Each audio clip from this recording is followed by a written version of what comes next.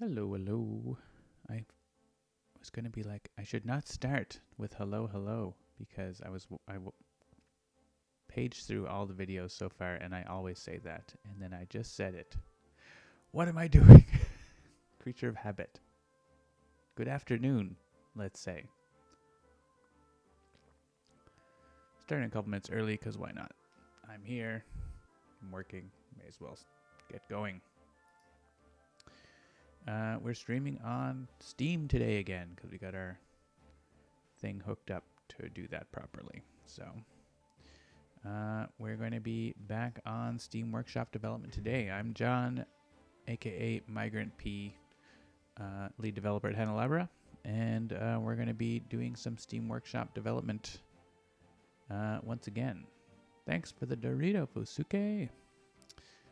Here's our Trello board. So I did a couple more things since last time.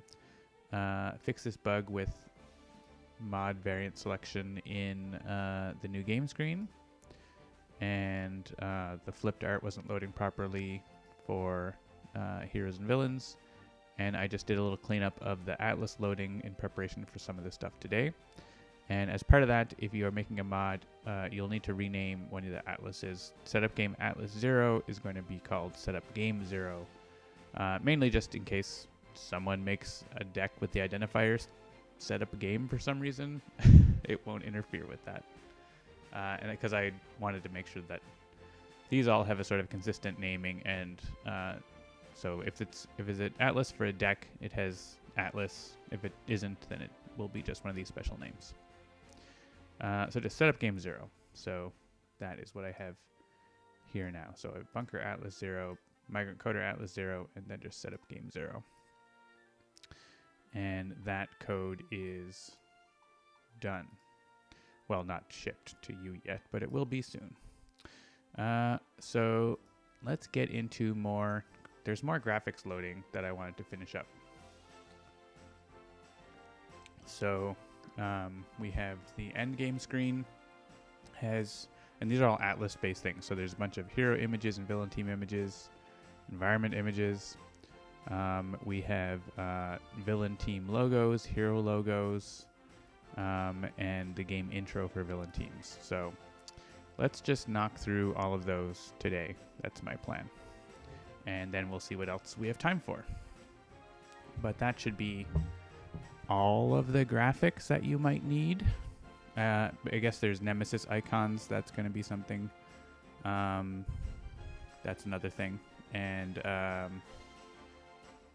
maybe Oblivion stuff, I guess. But the main graphics that you'll need, how about that?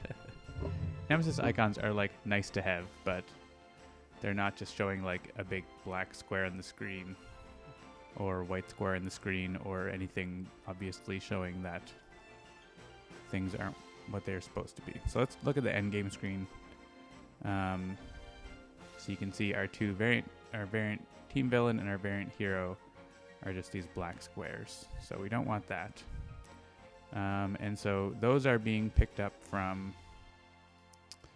this cell, and there is a sprite. So it's looking in the end game team villains atlas or the end game heroes atlases and trying to pick up one of those. So I cleaned up the code for the game setup card view to be just like a single line. It was used to have a little bit more. So we can just say, if it's a mod, grab it from the mod manager. So we're going to do that in all those other places as well. So let's just sort of grab this little line. And so so this is called endgame turn taker cell. And so we can configure it with the hero, we can configure it with a villain.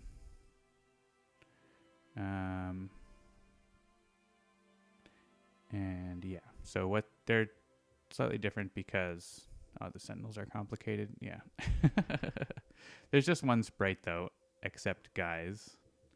If it's guys has an extra thing.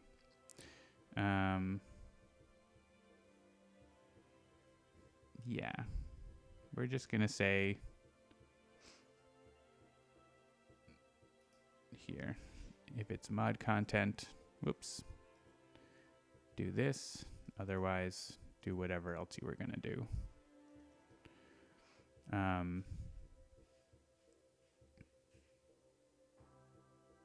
So if hero character card is mod content, get the sprite atlas for the mod manager. And so the sprite is hero sprite, and it's a hero character card mod namespace. So this should actually do something right now. It's going to load the setup game atlas, which we don't want, but we'll at least see it like put a graphic there. Maybe.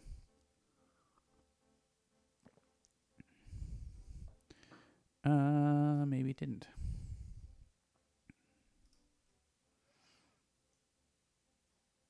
I mean, it did choose the atlas. Oh, but right, it's like putting the wrong sprite name. The Wraith character. Why are we using the Wraith? Is that the default? Sprite, maybe? Nope, it's blank. Okay, well, that's... Oh, I see. We're not... And we need to set the sprite name as well.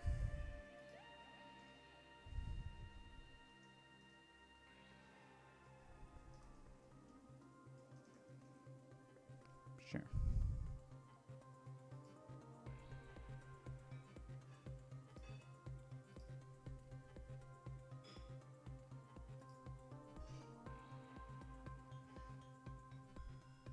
There we go.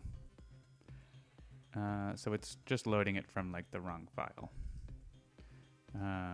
So we can go to mod manager and say end game. And I think I was thinking all of these are the same size, I believe. So the heroes are like 400 by 200. The team villains are, I believe, also 400 by 200. No, they're 320 by 240, but that's the same aspect ratio, right? Why are they different? 320 by 240 is like 400.8. And oh, but 400 by 200 is not the same aspect ratio. They seem to be this. They seem to be the same on screen, are they not? Does it just crop them? Maybe they're not. This cell.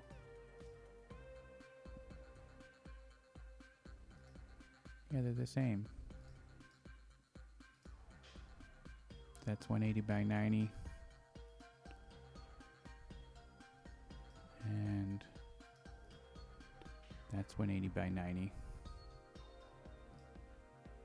So like this guy, like the size of this sprite fits the aspect ratio. Are these stretched? No, let's go to like one that actually works, like Tachyon here.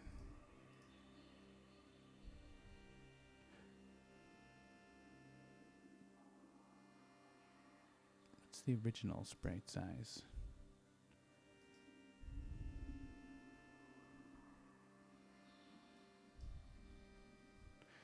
In-game heroes core. Oh, these say, wait, are some of them wrong? 400 by 200, 400 by 200.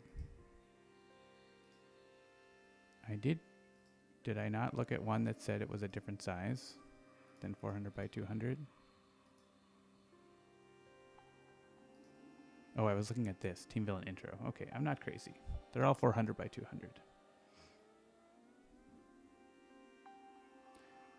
Jake, if you're images are the wrong shape, as isn't specified, then it will stretch them. So you want to make them the right shape.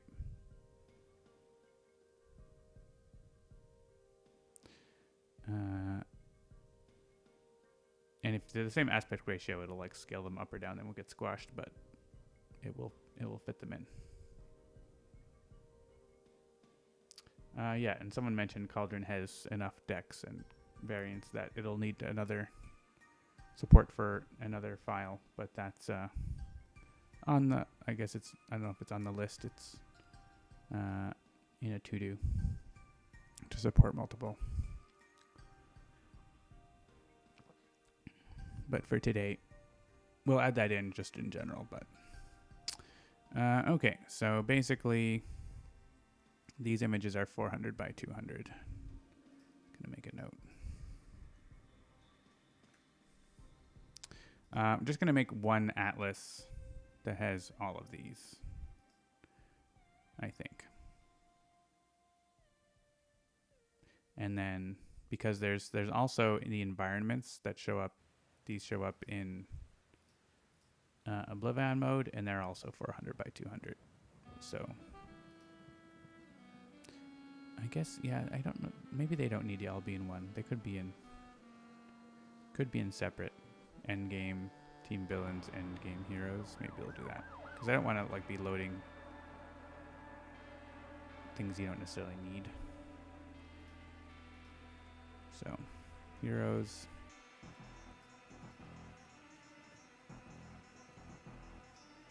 Team villains.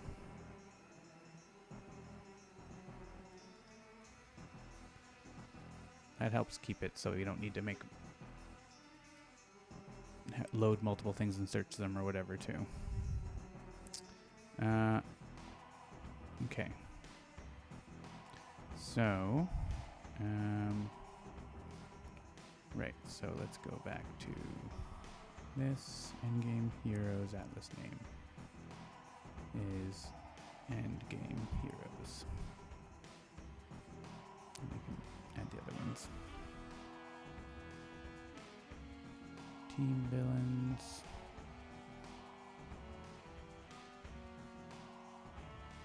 And endgame environments.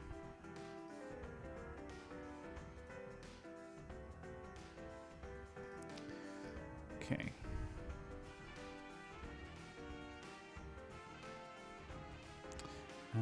Right, and this code should just like support whatever.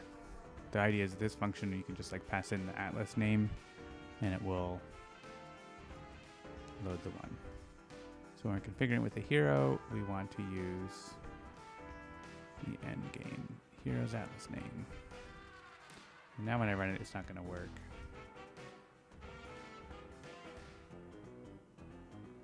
Which is fine. Because it won't. I'll get an error. Couldn't load the file, but it's trying to load the file.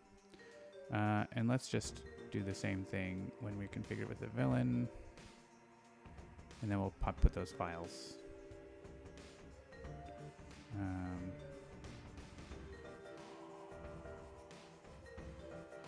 Right, so here we're just setting the sprite name instead. I guess. We can do this. In the villain, there's only one villain atlas normally.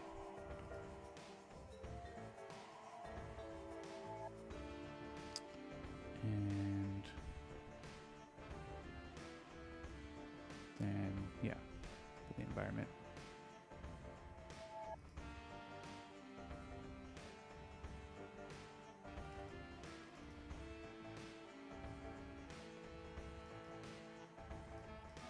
Endgame environments atlas name. Okay, so we'll test all of these. That's happening already. Okay, we'll test all of these out, but it should be trying to load them now from the right places.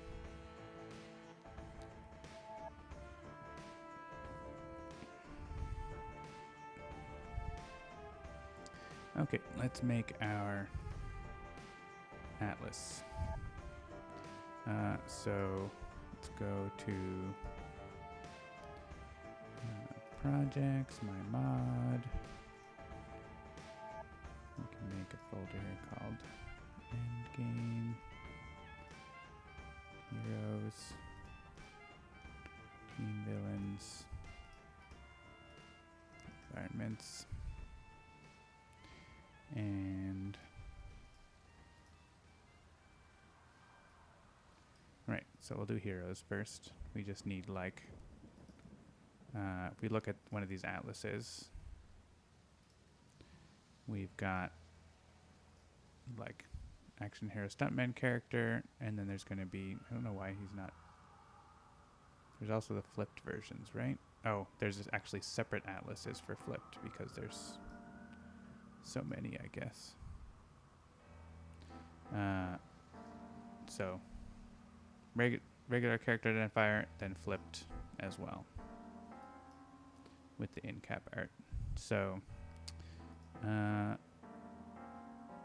so let's go to, I don't know, just find some samples. Okay. Mini pack 1.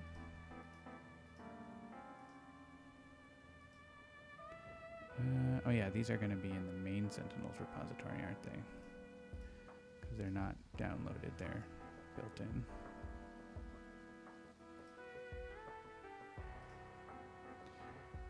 Endgame Heroes.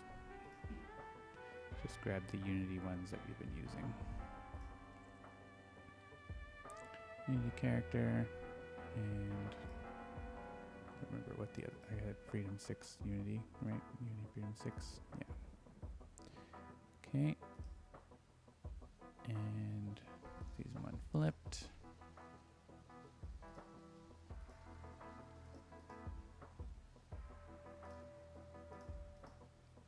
And let's rename these. Migrant Coder, sorry, Unity to Migrant Coder. This should be called, what was it called?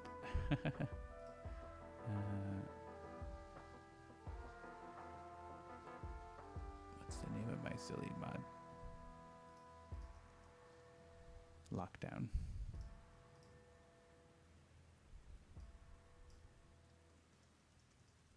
I'll never remember the name of my things I make up. All right, so those are the files we need for heroes.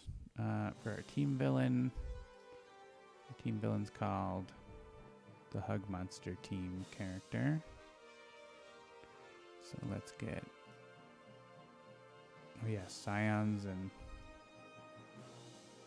whatever. Are they in the same? I guess they're in the same atlas. Maybe I should just call it Endgame Villains. This is like completely full atlas. It's funny.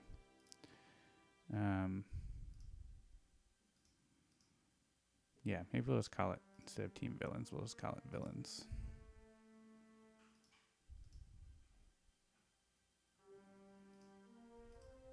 Because it can be Team Villains and Scions.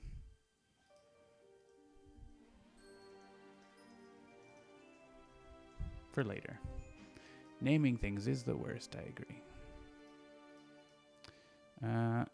Okay, so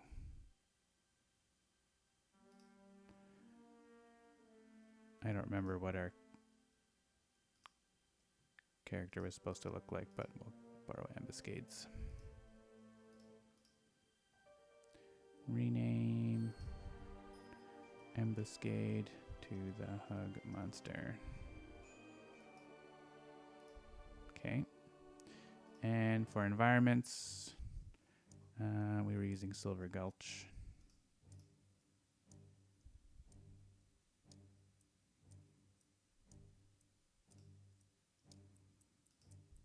And it's got to be called Dev Stream Deckback. And we can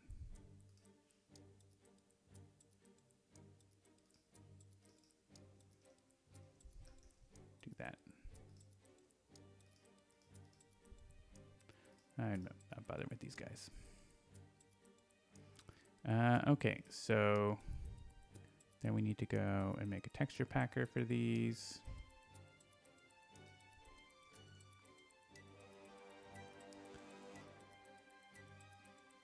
And we want environments, disable features, square. We like save the default settings. Oh, you can. Cool. 3 shape padding. No rotation. Power of 2. Okay. Save defaults. That might be a pro feature. Okay, it likes it.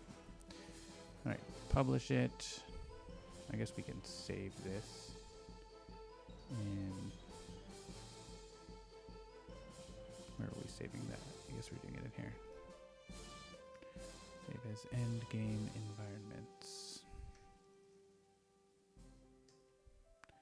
Publish it just out to, I guess, the Atlas folder. End game environments.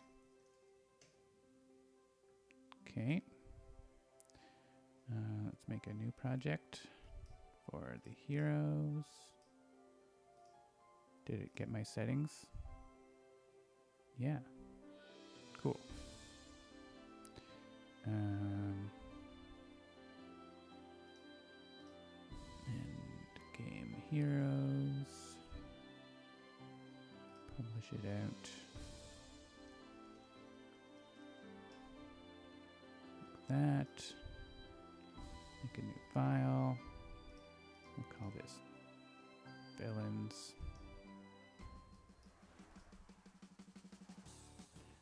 We'll save it.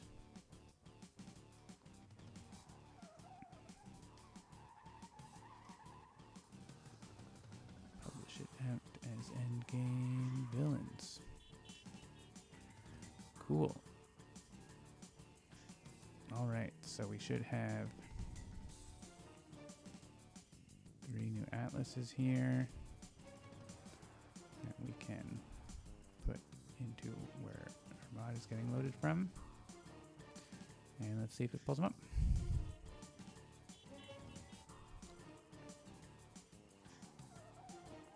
Nope. Because I forgot the 0.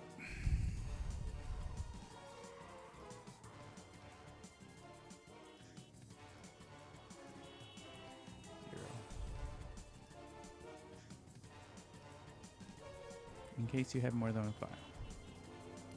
We do it like this.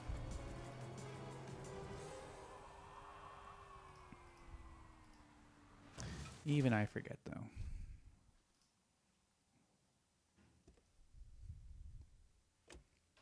Hey, look, there is our, we can verify that it's coming from the right thing. Workshopping Atlas, Endgame Heroes, and Workshopping Atlas Endgame Villains. Cool. And then we need to go and test that a Oblivion environment will work. So if we do this,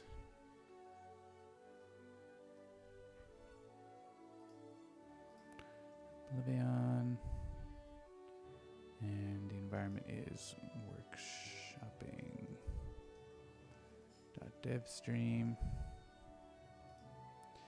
I'm not sure if we can easily show that the environment was destroyed, but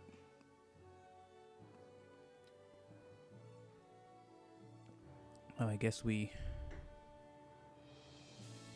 do some debug thing here with Oblivion mode.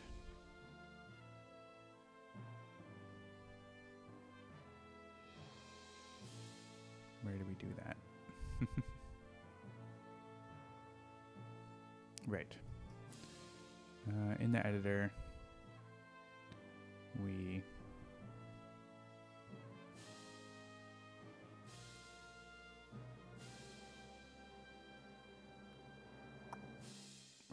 debug file. No. Right, okay, and it's blah, blah, blah.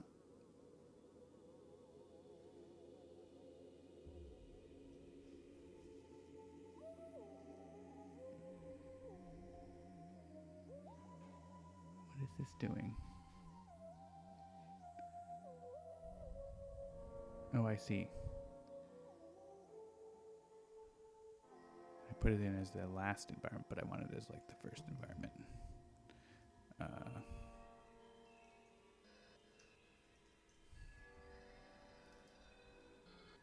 Let's do that. It's like marking them as destroyed. I just want my graphic to load. I'll be happy.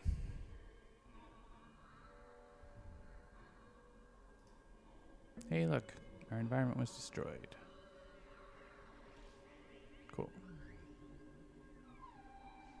It's just like doing some silly stuff that... Excuse me. But just want to verify that's loading. Okay. So, yeah, basically we are support end game images or sprite atlases with mods. That's done. And the way that I'm doing it, like once I add support for having more than one atlas, it will just work for all of these. Is the idea. So those are working. I guess we didn't check the flipped, but it's just looking for the file name. It should be fine. I guess there's a way we can test it in the thing here. We can go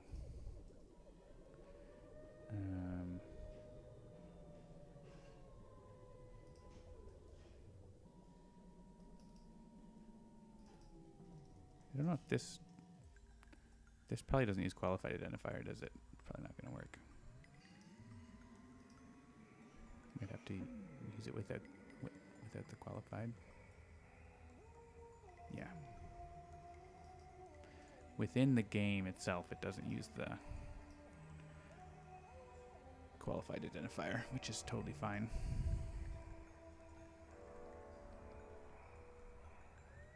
Oh yeah, there's the in-cab image there. Flipped image. Cool. Okay, so that is working great. Sure. And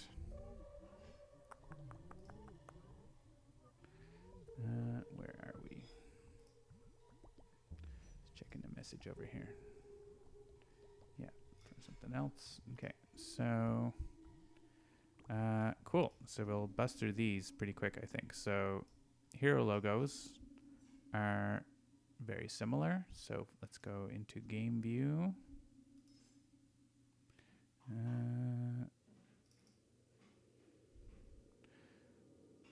And I think I have my settings to go to Legacy's turn, but let's go to Migrant Coder's turn.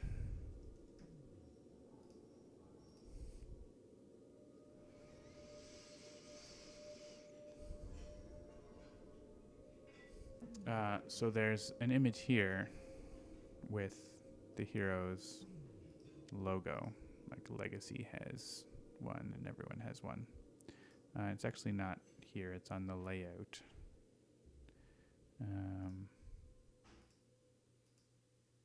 Yeah, here's Legacies. And the default is absolute 0. So there's nothing there because we turn it off. So we just need to load an atlas for that. So let's do the same thing. That is happening in UI character panel location. And it's using this hero logo sprite. So let's see where this is used. Yeah, so when we configure for a hero, we do the same kind of thing as we do in the other things. So we can crib a little code from that as well.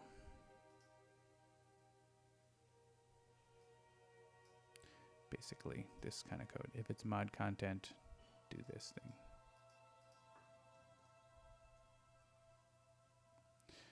So if the character card is mod content, hero logo sprite, we can use this for a second, and use the mod namespace, and otherwise use this other logic.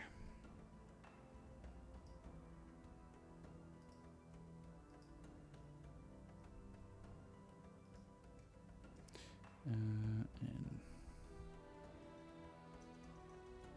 do this. Okay, so that should work for the hero. So let's run that. We should see the game setup graphic show up there.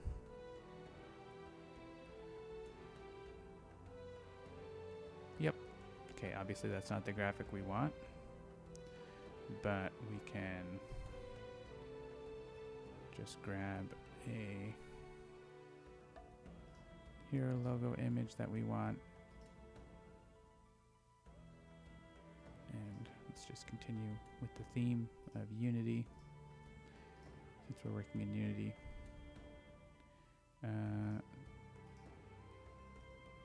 Hero logos.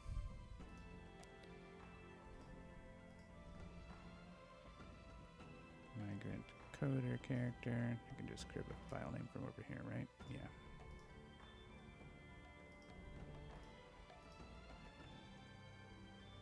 Okay, and get back to texture packer, make a new file,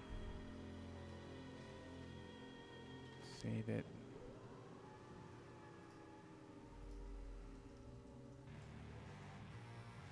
Publish it. Hero logo 0. And grab that file. Put it over here. And it should work.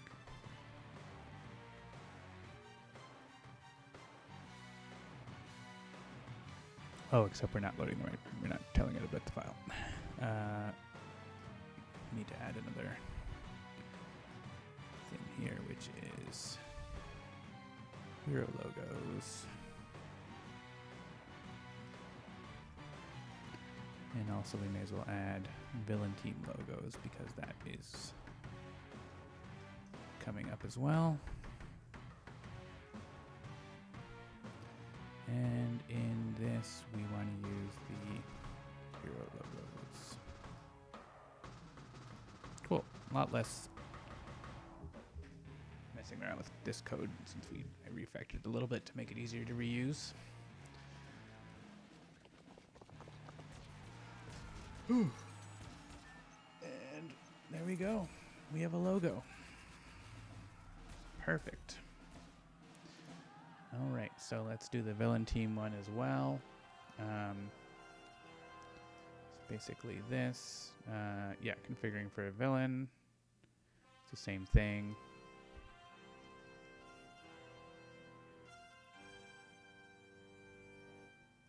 But with a villain.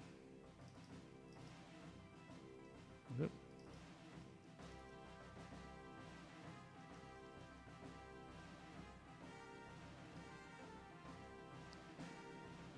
Just happens to be called hero logo because we use the same object for team villains as we do for heroes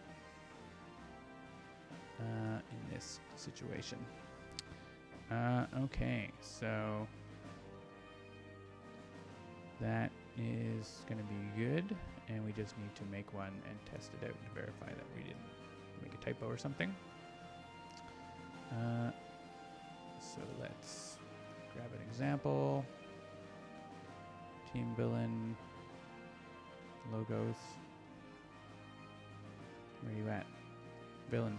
Okay, of course, villain team logos. And we'll pop that in.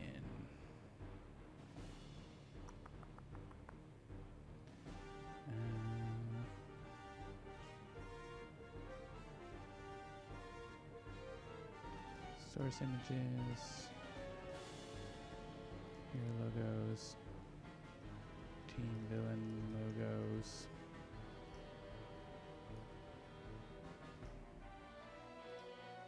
It's only one file, but we make an atlas because there could be more than one.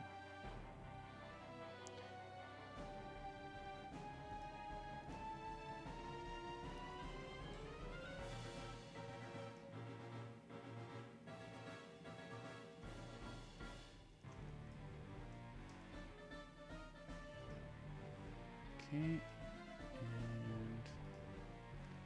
grab our output, put it here. We actually need to change our setup to have a team villain. Workshopping dot the hug monster team, bugbear team,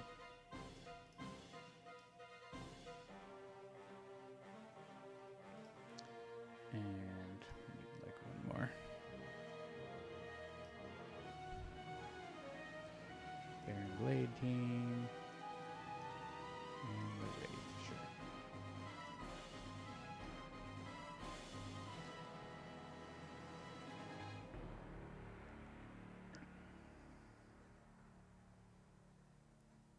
I don't see that. Oh, because I didn't rename the file and it says it's called Ambuscade Team. Going too fast. Not paying attention. There you go. I mean, the code might be working, but my graphics is the wrong name. The Hug Monster Team. We export that out of Texture Packer.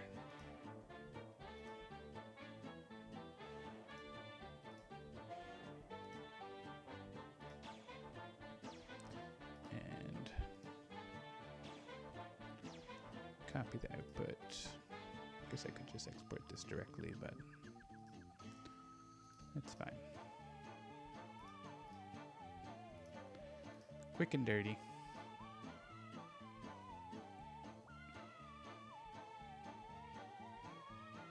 Alright, still don't see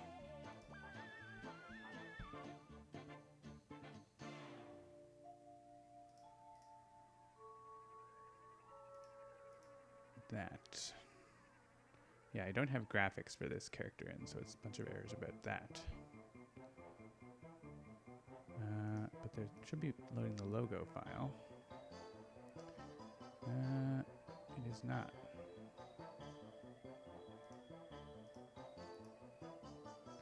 Did I call it the name right? Nope. I don't. What? Villain team? I guess it's villain team. I don't know. Probably that's villain team. Team villain team villain villain team. We'll figure it out. Here.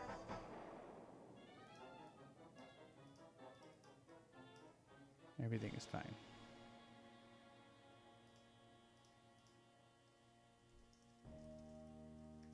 Look, we're fixing it.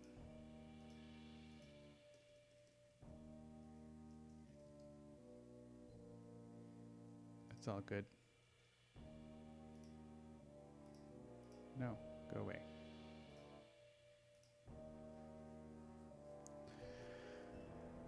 Turns out it's villain team. And there's the graphic. Okay. I mean, that's probably what I said in here. Villain team logos. There you go. See? It's written right there. So right, we're loading those graphics. I feel happy.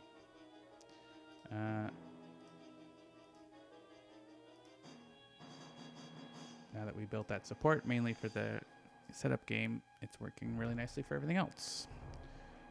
Support loading mod, hero, and villain team logos from Nemesis.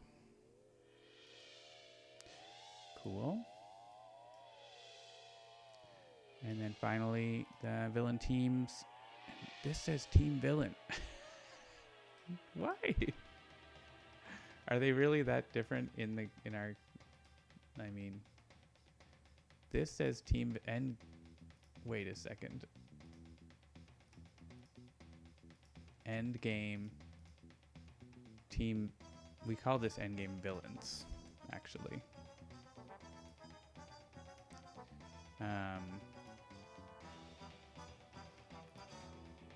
Team villain intro.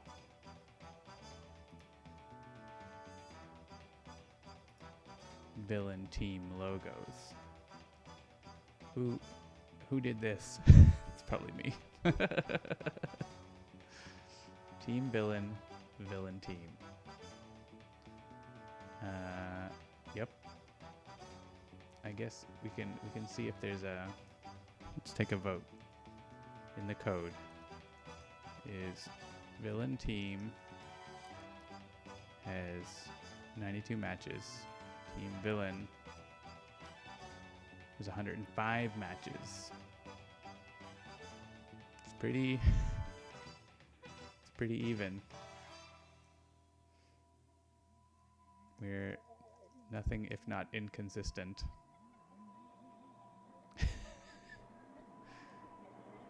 Oh, we could look at the blame and get, but the thing is, like, it's pretty even split, right?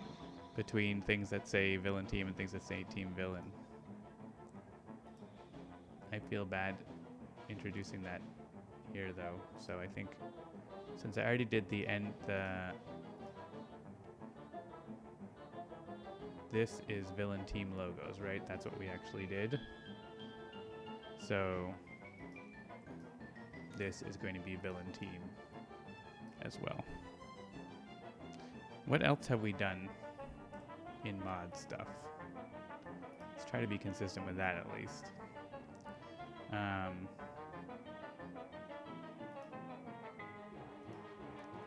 about just team? I'm not sure I like that.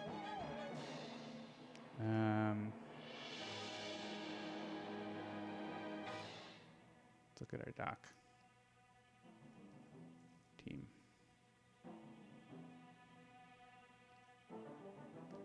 Team villains.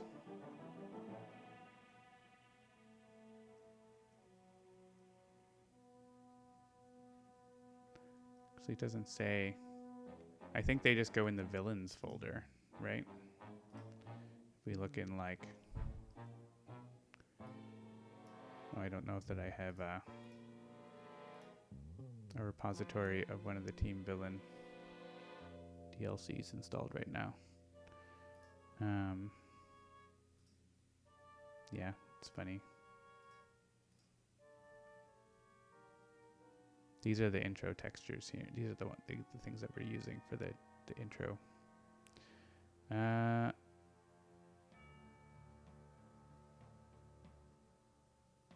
They got to be villains. They're villains. They can't just be team. So, let's. Yeah, I think these just go in villains folder as well.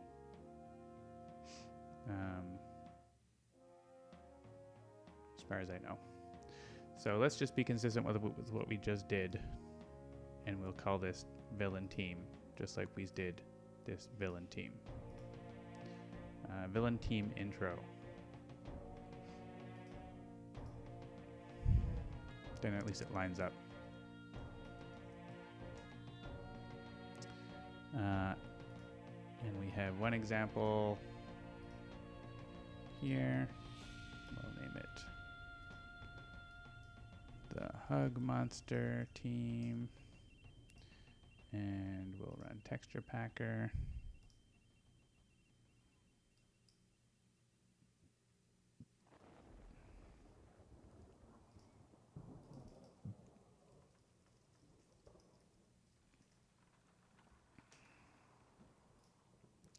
Publish it as villain team intro 0.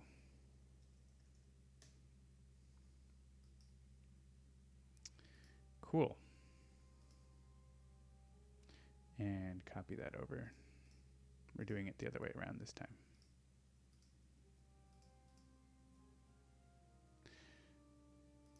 Okay, so let's go to the game intro.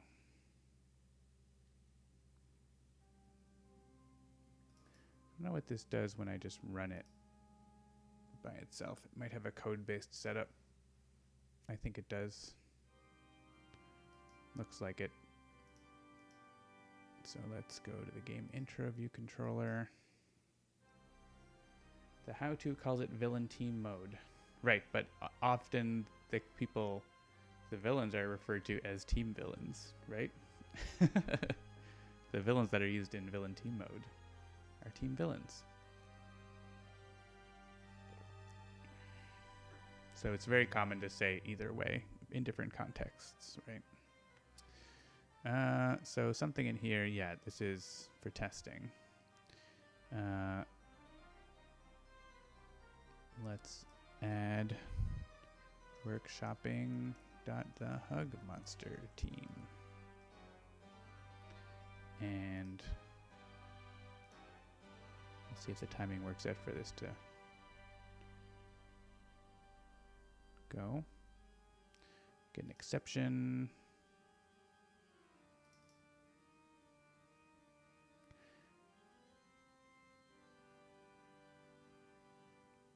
Okay, yeah, it's probably not able to load it. So let's just try. All we can do is just make the code work, and then we'll do that. So game intro has like a team villain cell, and right. So in landscape, we use these sprites. On portrait, we actually do like the full graphics, which should just continue to work like that. Here we have to check. Oh, this is not being provided enough information.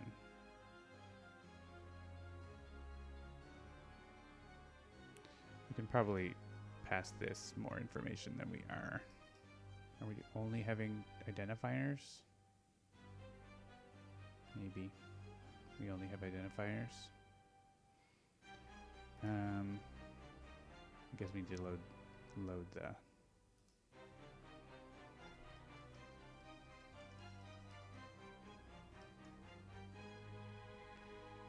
the definition.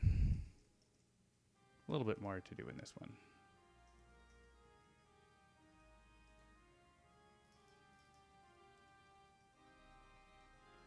Deck definition cache. Since we only have the identifier, we could like look and see if it has a namespace in it or whatever, but oh yeah, and we also have character identifier, but there's no variants of existing. We're not supporting that yet. Variants of team villains. I might want to add that in variants of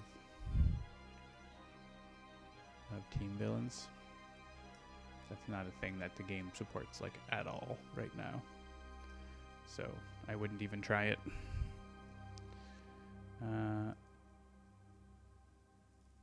Assuming this is a qualified identifier.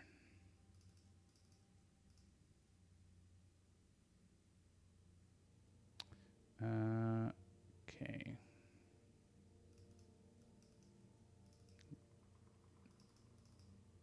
Villain team, right. Villain team intro.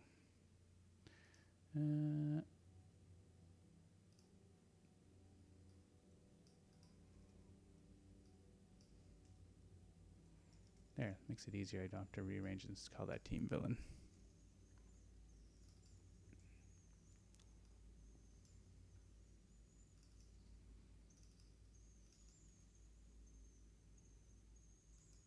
Okay. Right, that doesn't say mod namespace.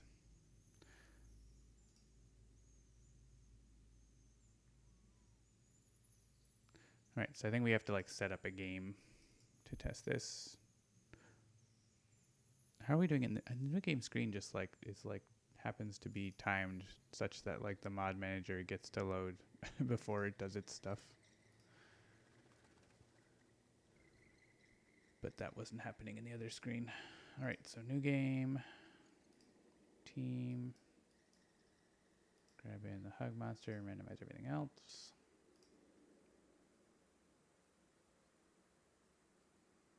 Oh, right, so if the first one uses the graphic, we can't be the first one.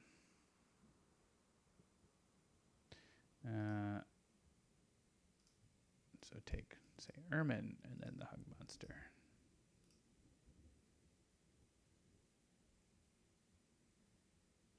All right, we got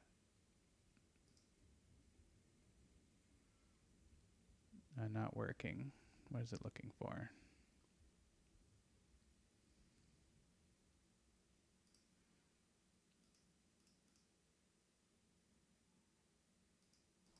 It's not even looking for that properly. Oh, I see. It's putting in the qualified identifier.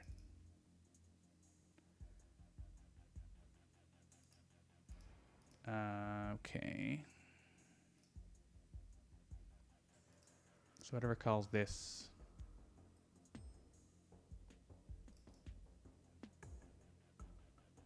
right. Here's the thing. Identifier plus character. It's doing that thing again. So again, we need to... What else is calling this? Why do we... This parameter isn't even useful. Okay.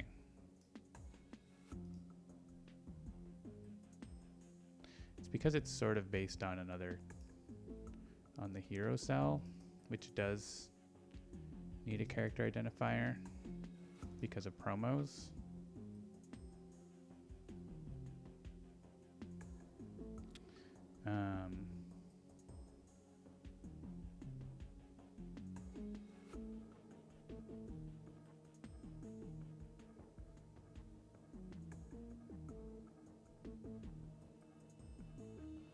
Oh, I see. Where else is that configured? Game intro. Yeah, this is where we fix this to like look up the deck definition. So we'll have to do the same thing for the villain. For the villain cell, I think actually. Back up one level.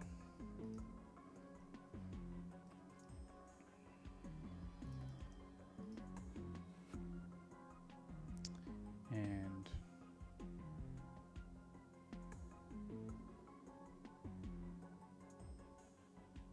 blah blah blah. Where are we? Where did we go? I guess we have a definition.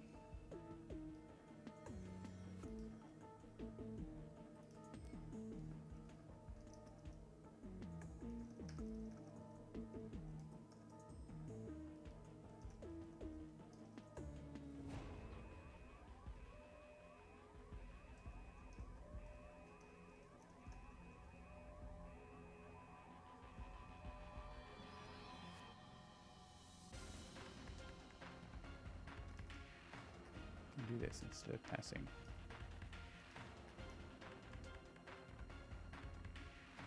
You know what, since we have the definition, we can just pass the definition.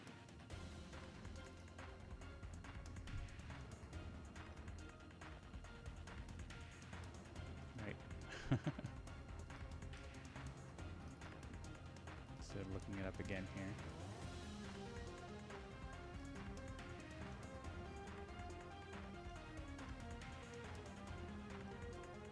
I guess the deck, interesting, then that doesn't have a...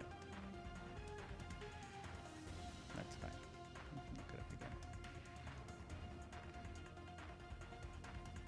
It doesn't have that helper for qualified identifier. We could add it. Right, so now we're passing in... We're actually looking up the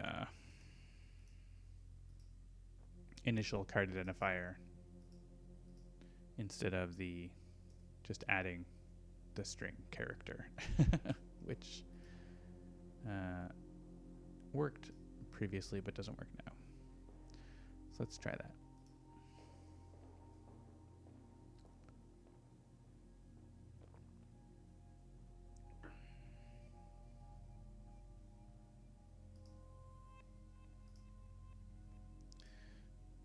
Grab that.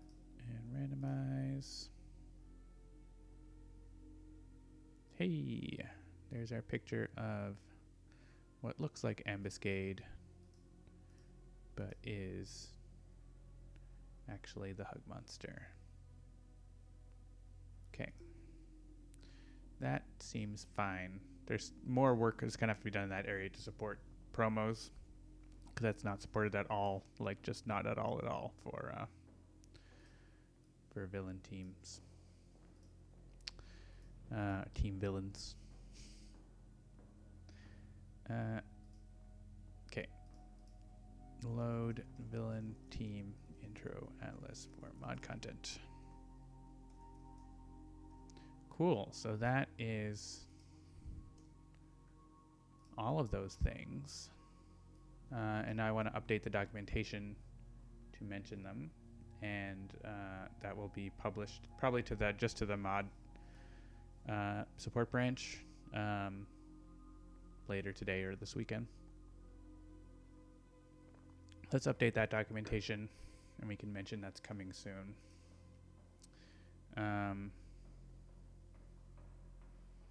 So version 3.1.8 will support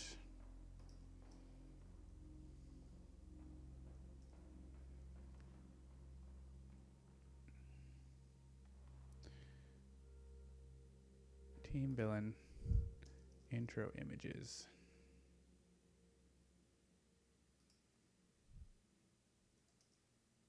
IE means that is.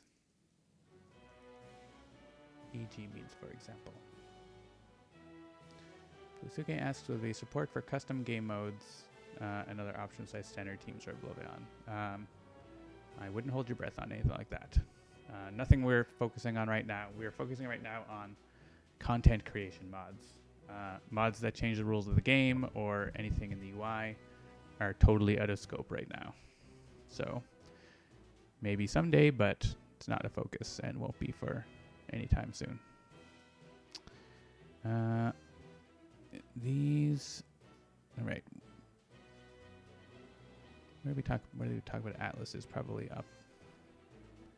Yeah, these are not actually. They're sort of character art. They're sort of not. These must be in Sprite Atlas here. Atlas / what did we call it? Villain team intro.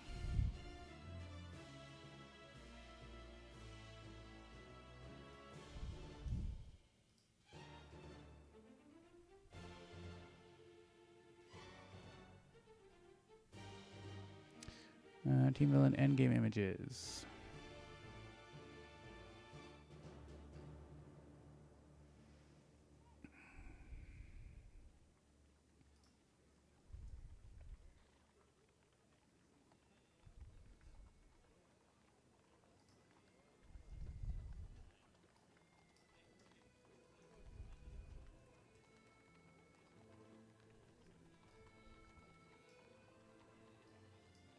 And that is called Endgame Villains.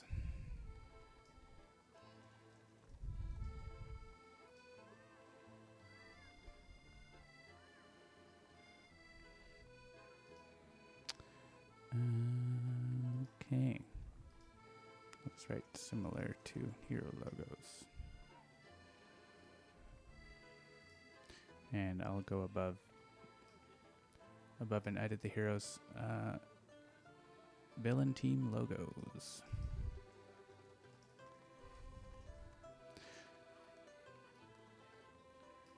So up here, oh my gosh. Yeah.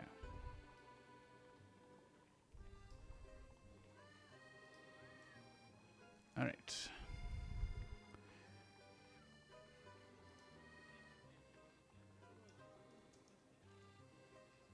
Here, endgame images. And we're just gonna, these must be in a sprite atlas. Oh, I guess, did I remember the 0? I forgot the 0. 0.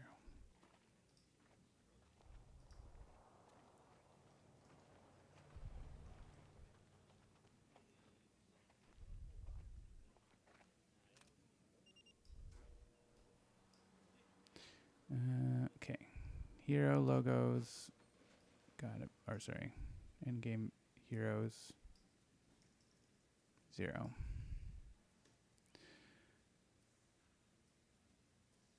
Right, and actually there's no detail given there, so we need to add the detail.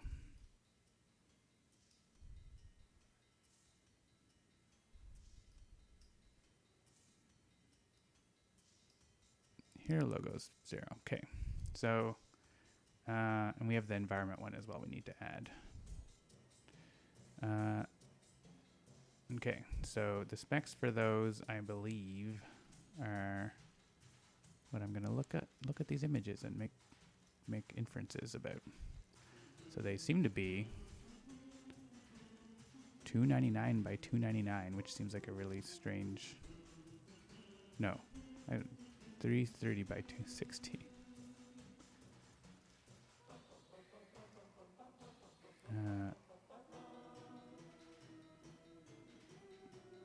They are. What was the number? 330 by 260. With no transparency on a black background. And we'll just copy that to the team villain section.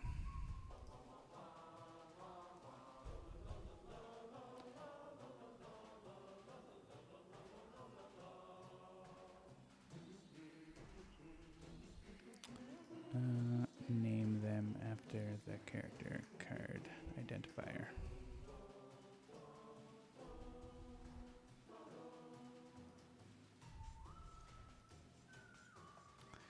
And actually, I think what I did probably broke Hammer and Anvil, didn't I? Because similar to other things, they probably have a special name for their start of game image. Let's grab them.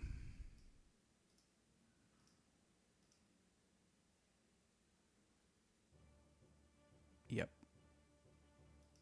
It's like, hey, looking for Citizen Hammer team character, but the file is actually named Citizens Hammer and Anvil because it's just appending the word character, right? I think we can just rename that sprite in here though, right?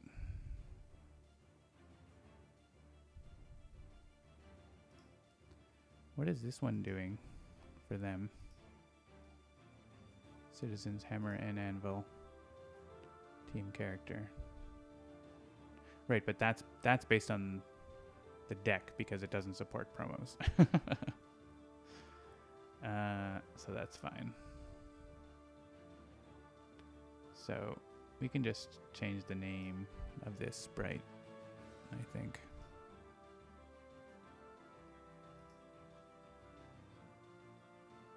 Citizen Hammer team character.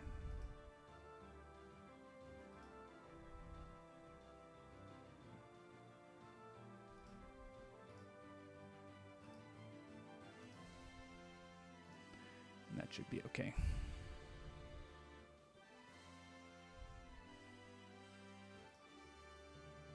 Let's try it again.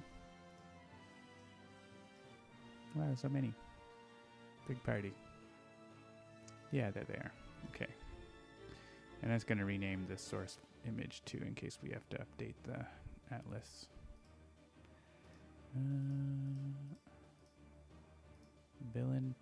Team villain intro textures. Citizen Hammer team character. That's fine. Rename sprite after change in how we look them up. That's fine. All right, so back to this.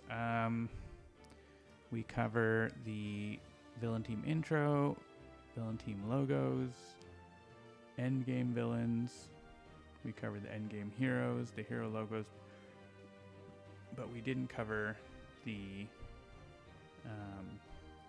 endgame environments, which are used in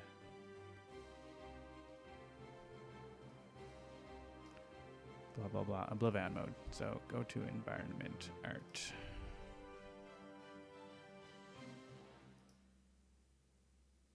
Okay. And I'll just call this, I guess, other files.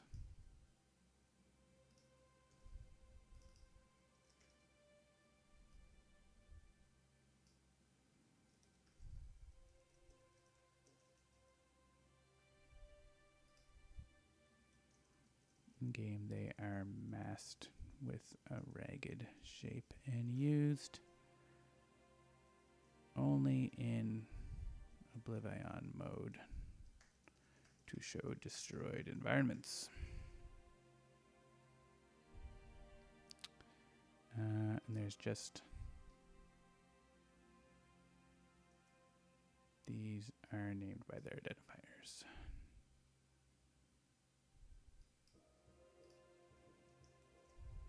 Deck identifiers. They must be here in-game environments. 0.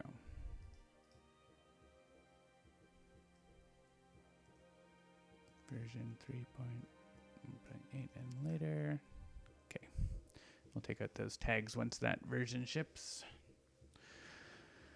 All right, so that is good. So that covers all of these things. So take note if you weren't here earlier, changing the name of the setup game file to be just setup game 0 instead of setup game atlas 0, which should be a pretty easy change to handle.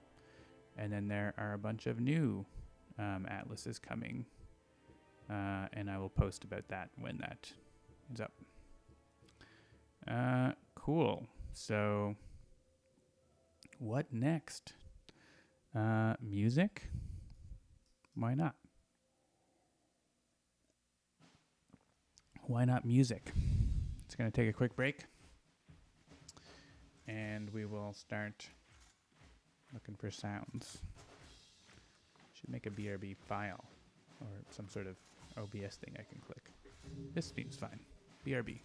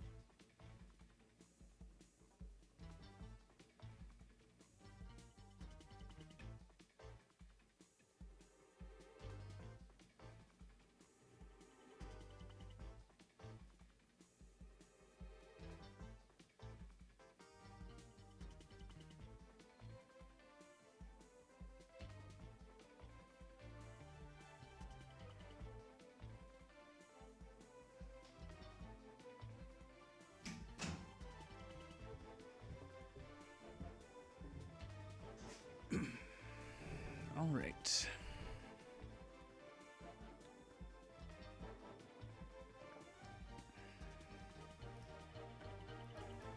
So, music. So, we unmute the audio. I don't know if you can hear it over OBS. Probably faintly. I don't have it like coming in. And there's the other background music. I guess I could turn that off while I'm doing this part. Let's do that. So this, and turn that off, and press play. It's too loud, sorry. All right. Okay, so you should, you're hearing my game audio now. And it's not really coming through my mic too much, so that looks okay. If you're getting weird echoing, let me know. But this might be helpful for while we're developing audio-based stuff. I'll turn it down a little bit more, maybe. Okay. So when we go into our mod environment right now, I want regular mode. Sure, whatever heroes, whatever villain, and dev stream.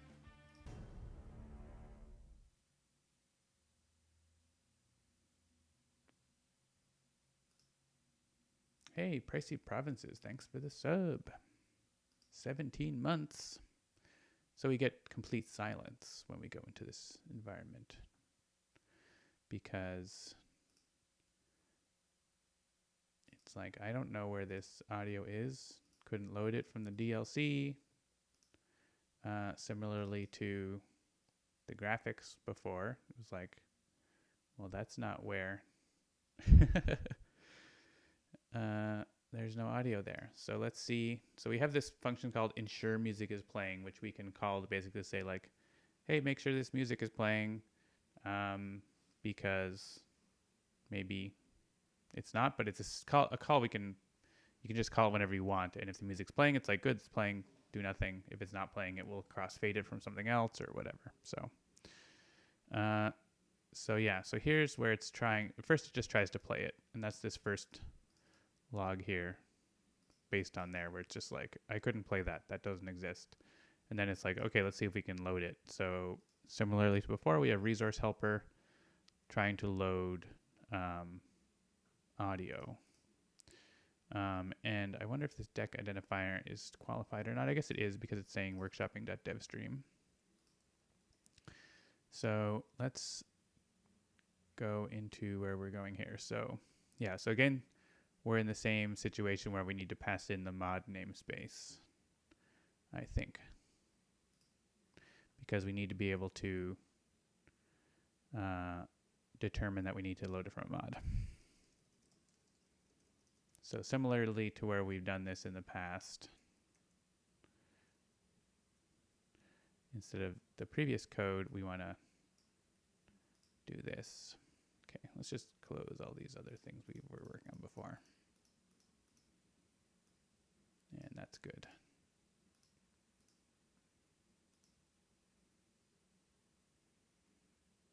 Okay. So here, oh, interesting. We could just, we don't even have to pass it in because we're loading the deck identifier. It's always based on a deck identifier. So we can just like see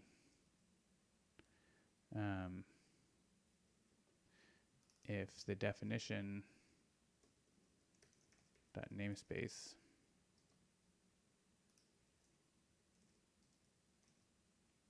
I guess we can just say if definition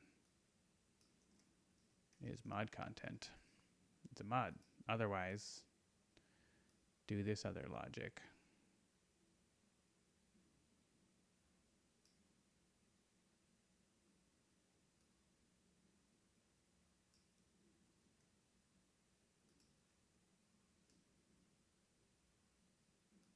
And that is fine. We don't need to, I don't know why we do the bundle differently here than otherwhere, but that's fine. And case of asset source.mod. Guess we don't need this prefix.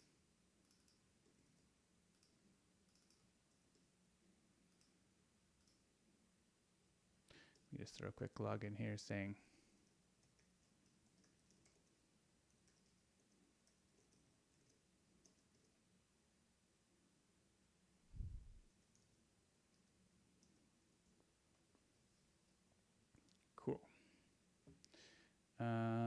yeah, let's see if we get to this.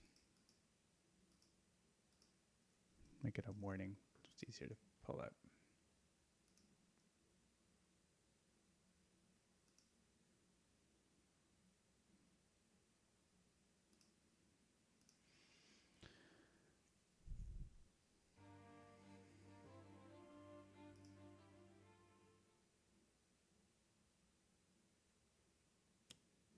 Yeah, we're trying to load the music from mod. So that is the point where we can say we want to load an audio clip. So like in the previous code spots,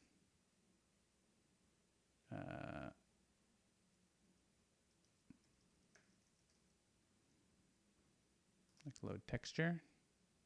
I guess memory helper is the one that's was previously responsible for like doing that stuff, calling this load resource, but we can just call it directly to the mod manager.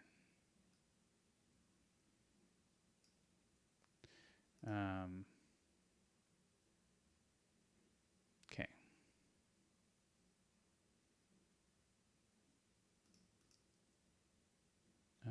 Memory helper is more about graphics and textures, not something we would need. We have needed for music. So here, audio asset is load asset of an audio clip.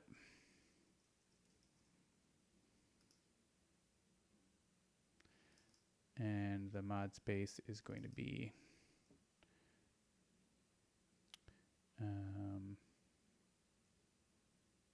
we have the definition, right? The namespace. So in here, we're looking for, yeah, we need to add a new case here, right?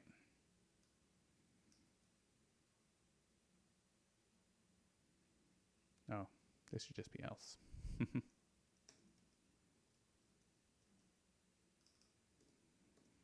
for audio. So, loading random audio from disk. That's something I haven't done before. Here's where we're loading textures, right? Using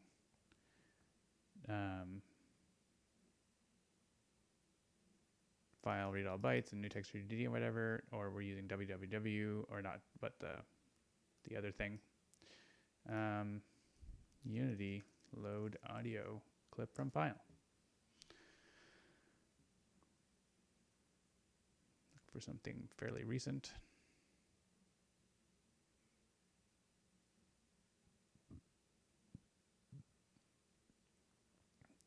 Okay, we can use the web-based stuff.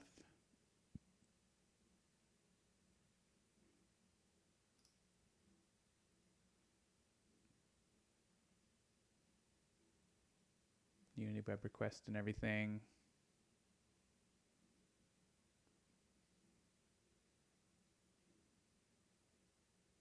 Audio importer. I don't want to like probably install a bunch of plugins or whatever. Yeah, whatever. Like the other thing is just like new audio clip. Clip dot, what do we got? Load audio data.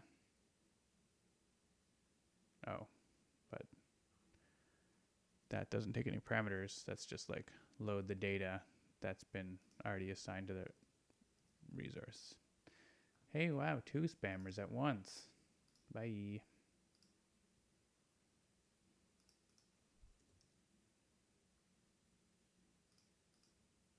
Set data.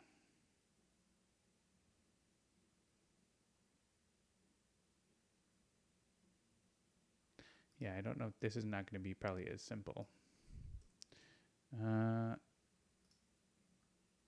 Unity web request audio.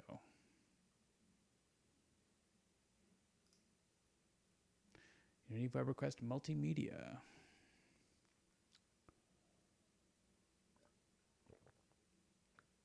makes a download handler audio clip. Reduces memory reallocation. Let's search for this and see.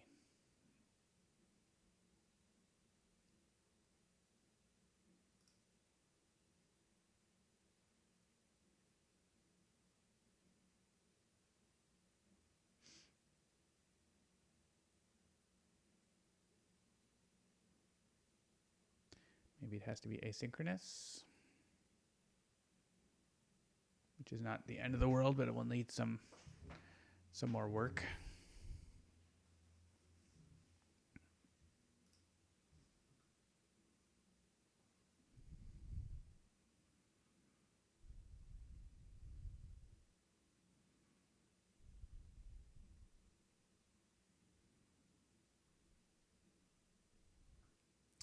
I don't think any of our stuff here is asynchronous.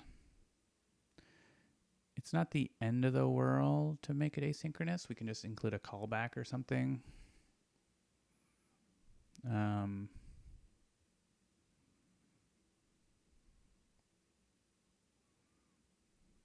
Because does anything actually ever use the return value of this?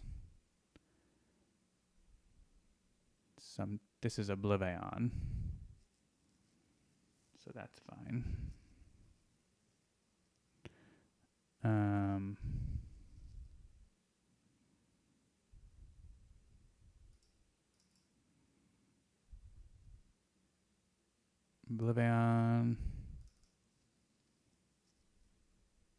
Oblivion. Yeah, the only sort of special music handling there is Oblivion based. Everything else just like, it's like, do it please. And so it's probably okay to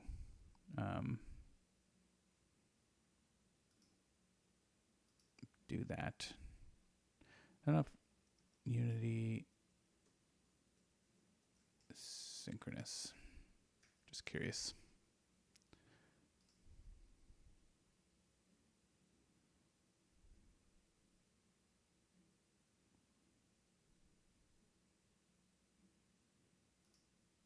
Yeah, I mean, it doesn't have to be synchronous. It's just a little easier to program. So let's do it in async. So I'm just going to say here, synchronous or load audio. Well, yeah.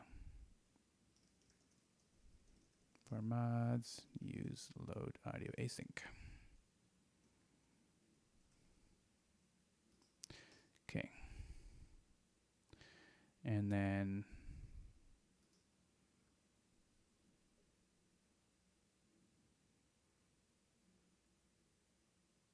we'll just get rid of that. And I think we don't have, yeah, we can just make a load audio async here and there. Okay.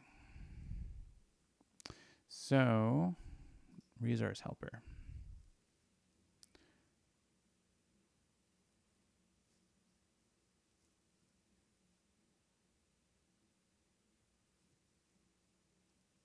So I guess we could just sort of duplicate this in the async way. And just always use it. We can't always, sometimes what we're doing doesn't want to do that though.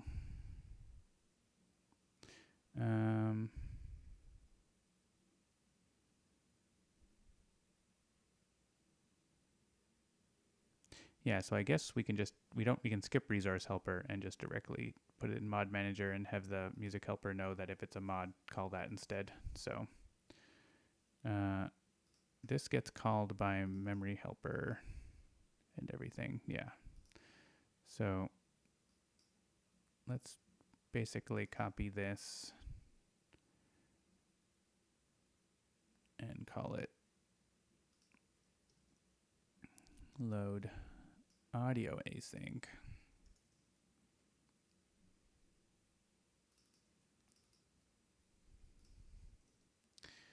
and we'll start looking for OGG. But if someone puts a WAV file in, MP3s are not going to be supported because I think of licensing. It doesn't work on to load MP3s because of patents or whatever.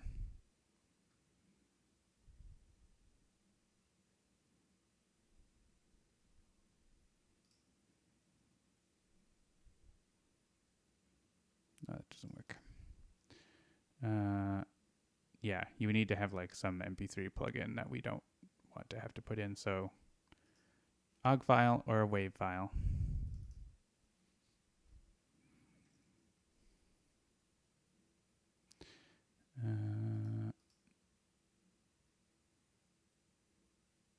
Okay. It's funny, these are like almost the same thing. Could potentially refactor that a little bit if you're doing a copy and pasting like that.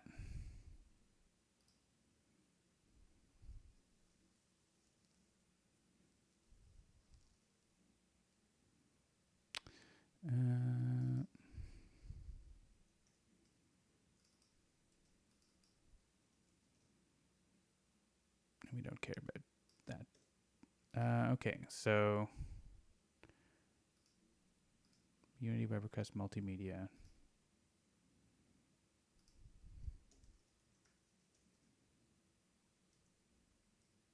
Get audio clip. Audio type dot. Oh. You have to tell it.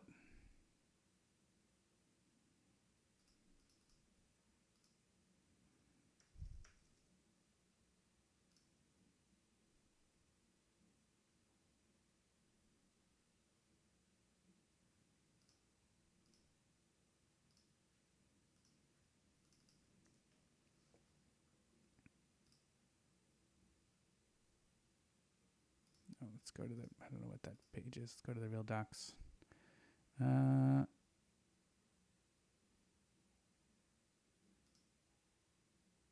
Okay.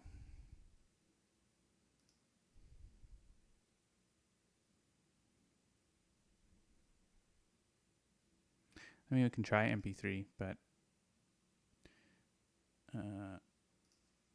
audio type. Start with Ogg Vorbis.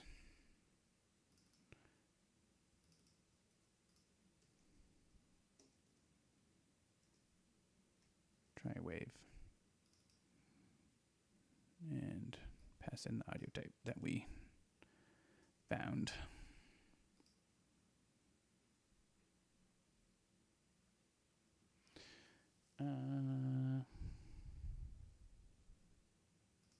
Does this have like a, can I add like a completion handler to this? Yeah. Could do that. I mean, that's what the memory helper does. Oh no, it's using a coroutine, isn't it?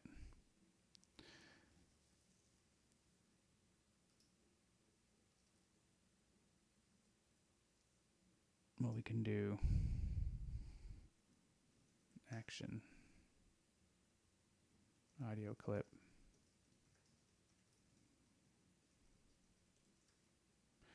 So instead of returning that, we don't return anything.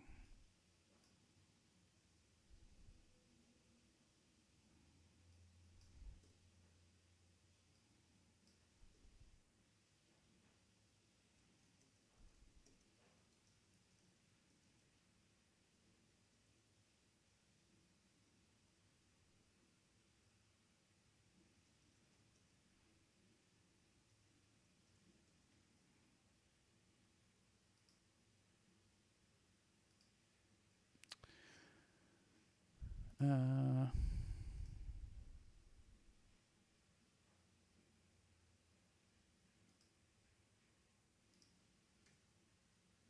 think that's what you do.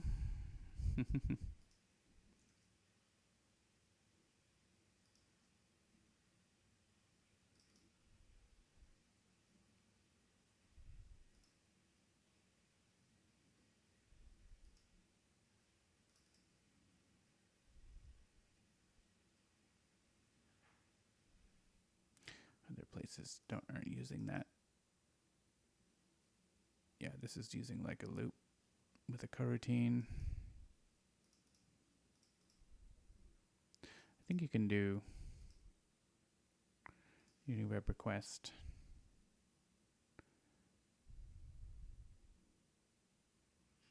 Send web request. Gives us this. And then we can register on that. Yeah.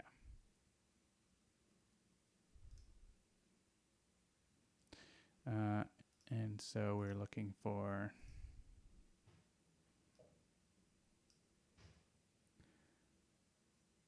download handler audio clip.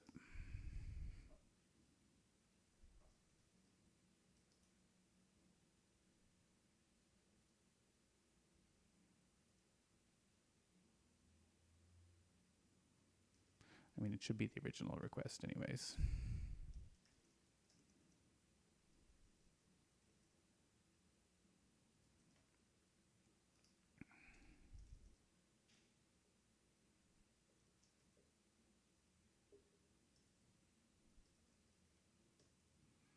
Let's do a check in there. And we gotta cast this right as download handler audio clip.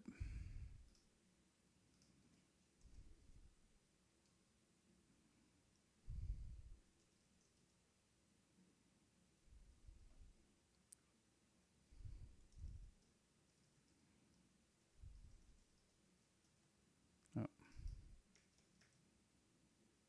Does it have anything else in it? No. Have your audio clip. All right. So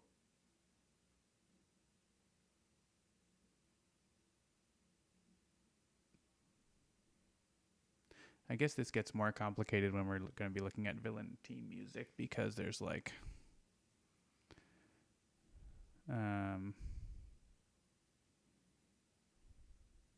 this is trying to load the music, and then, well, we can just like, again, there's a lot of error handling there, but it's not complicated.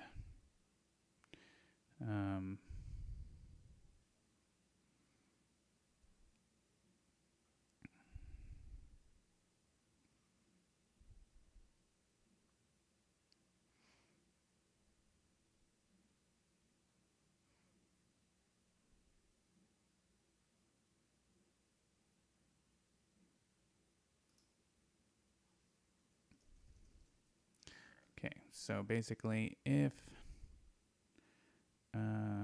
so we need a definition.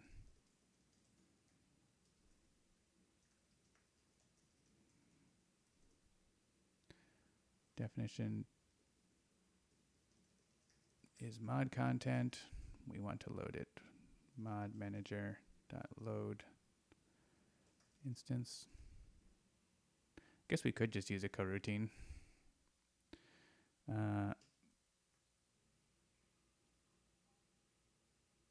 Right, we need a path.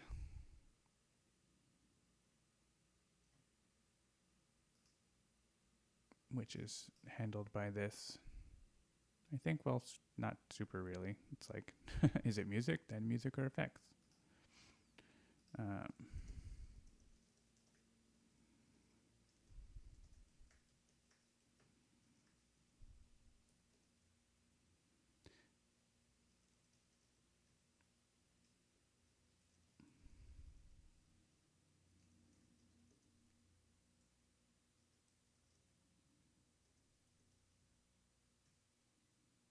Like that. And otherwise, we do this.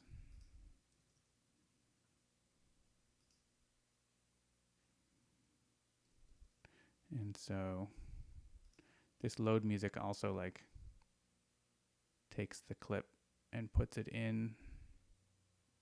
So it does this stuff.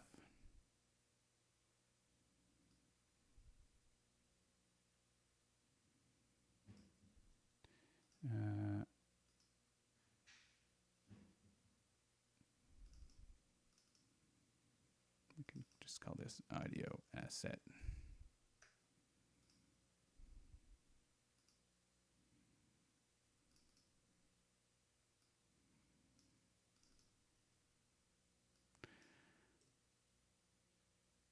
audio ID is music ID.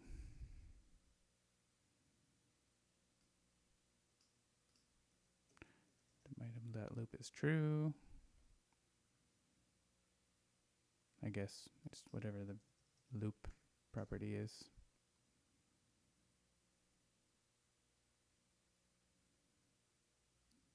Oh, I see. Grab this.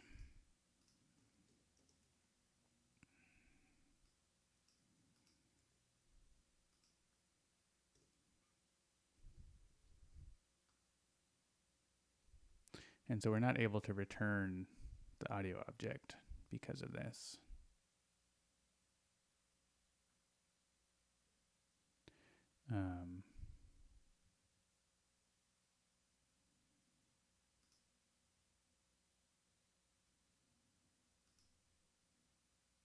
But we can try.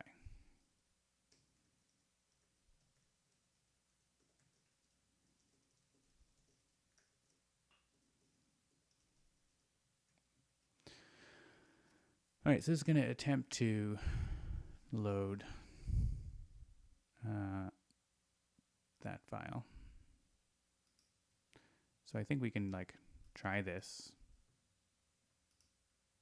and see if something happens. We need the mod manager to load up and everything, so we'll go in through this.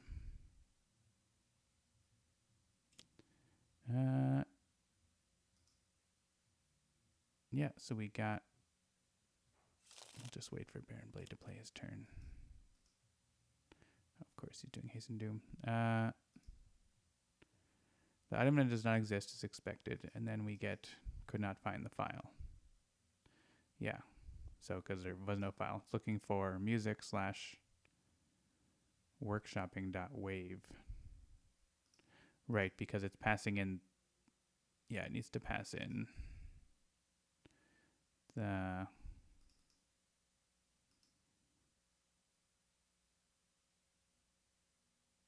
music ID should be the non-qualified identifier, I think.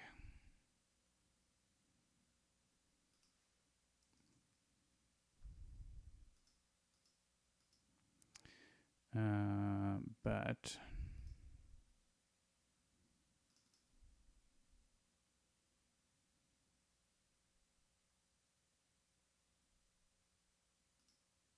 that might not be easier said than done.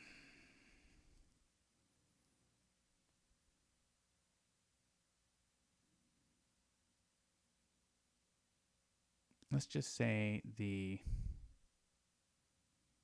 music ID is actually the definition identifier and not. Let's do a null check here too. Oh, I guess we want to, yeah. Sometimes, I guess this is checking if deck identifier is not null, so we're okay there. We'll just say the music ID does not have, because it's like doing the thing where it's like, oh, migrant or dev stream is the extension.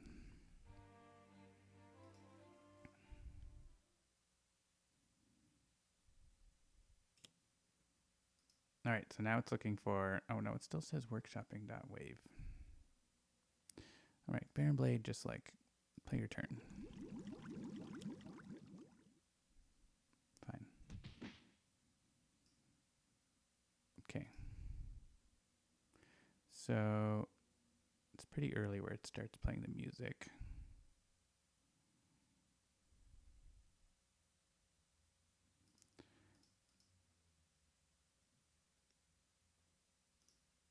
No audio async. Right, are we passing in the wrong thing there? Oh, right. Let's do this.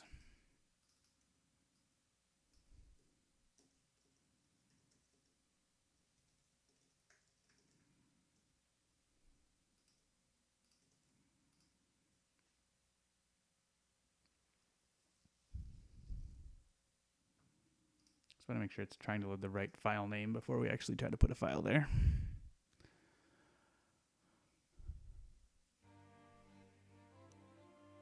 Okay, continue game.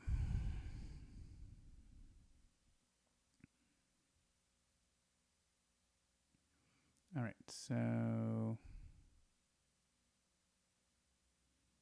hey, it's looking for devstream.wave, which I think is probably the path we want.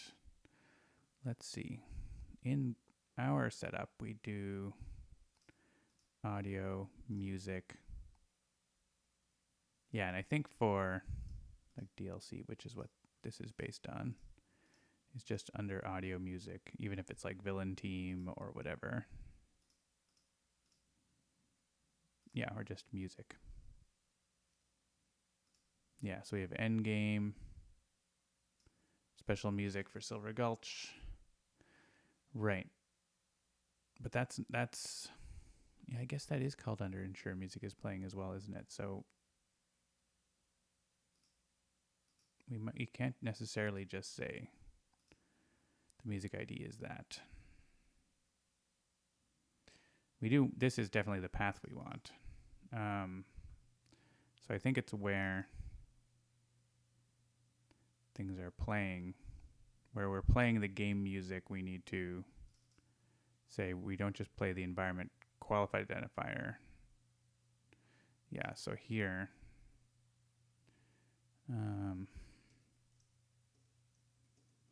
do this.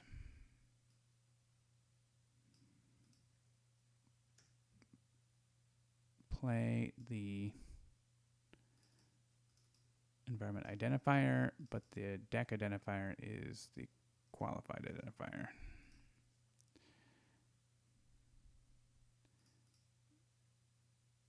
And game intro, yeah, there's going to be other similar places, but then we don't want this.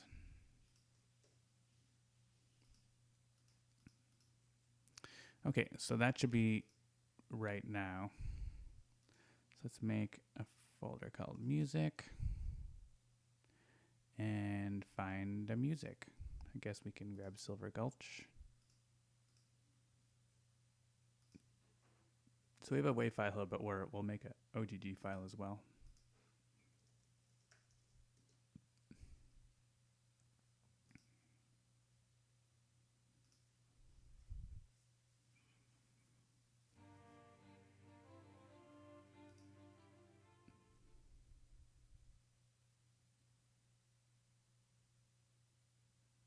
I'm not hearing anything. What happened? It's trying to load it.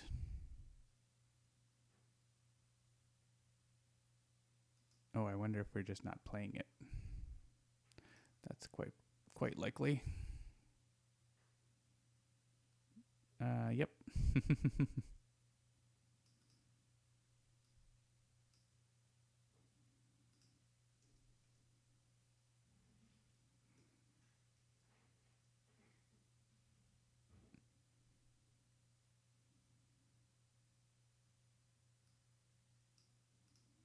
I guess we can have it.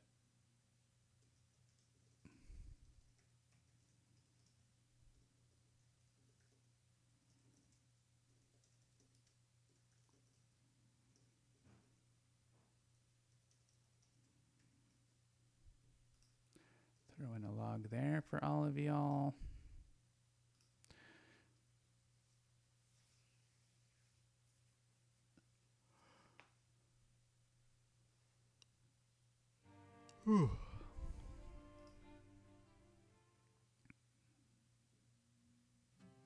Hey, listen to those lovely guitar sounds.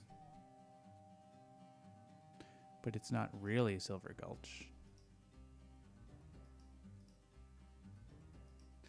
Okay, so I want to make sure that OGG file format loads, and I want to try MP3 as well. So I think VLC can make us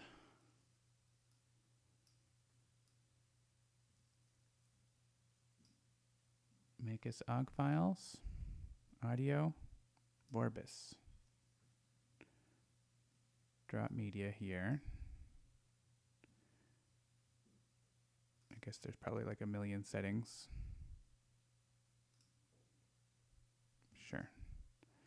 Save as file.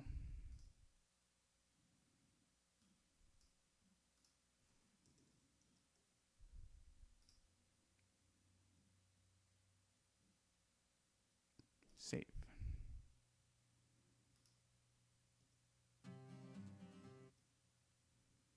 That's processing.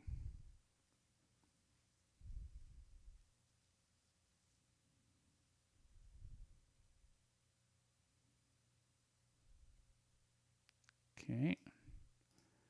So the WAV file is 66 megs. The OGG file is 6.1. It sounds great. And then let's also convert. Oh, I guess it's the same source file. Convert it to MP3.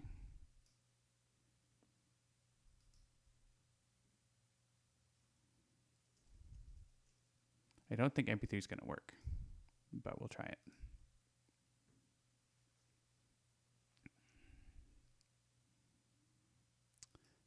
MP3 is also 6 megabytes and sounds the same. All right, so we can just like rename this so it definitely won't load that. It should load the OGG file.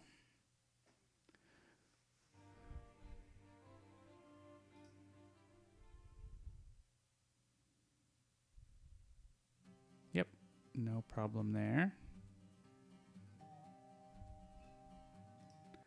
And then let's just try an MP3. So what I'm going to do is like save this code, I think.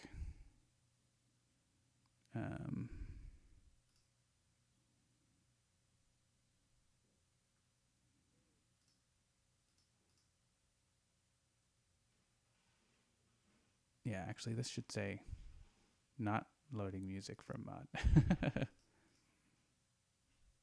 Is it? Did I not save this?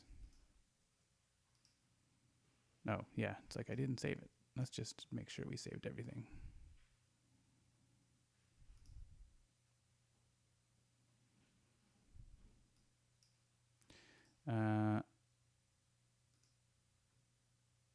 So we'll just save this as initial support for loading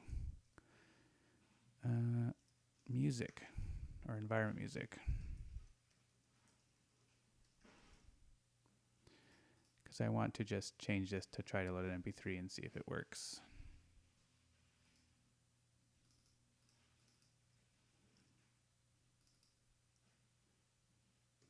MPEG.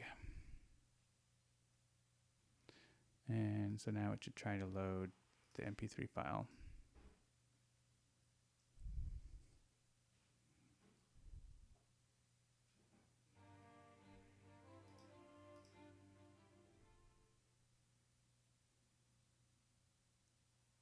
Yep. Silence. And it says streaming MP3 is not supported. So there you go.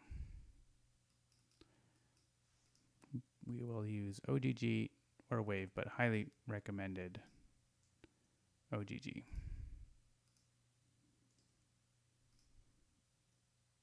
It is OGG Vorbis open source audio format. All right, so that worked. That worked. We need to check a few things though, because there's the game intro is not going to work. I can tell from what it was doing. And there's other places. So basically any place that uses this call needs to work. Well, anywhere, like if it's in the deck browser, the demo, I don't care. That's not related to mods. So endgame view, we are making sure that the villain music is playing. So that's villain music, but there's also environment specific ending songs. Right, so this should use the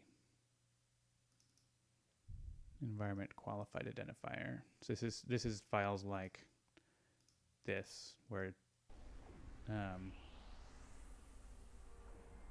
you lose specifically to the environment. So that is correct. It should be named like that, and the deck identifier should be that.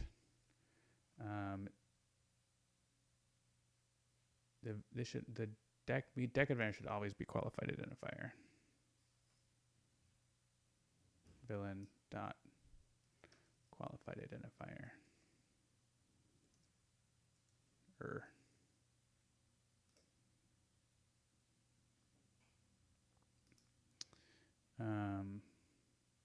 Yeah, and this should also be qualified identifier.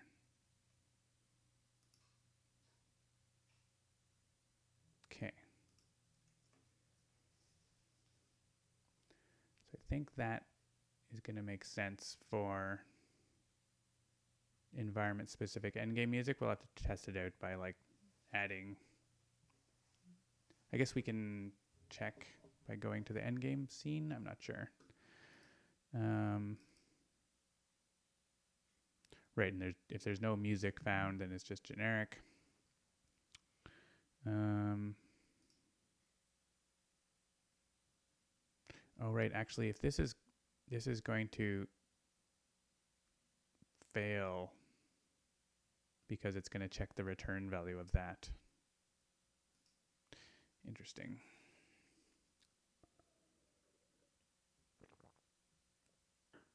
We'll have to get back to that, especially for the villain stuff. Game intro is right. So this environment identifier is a qualified identifier.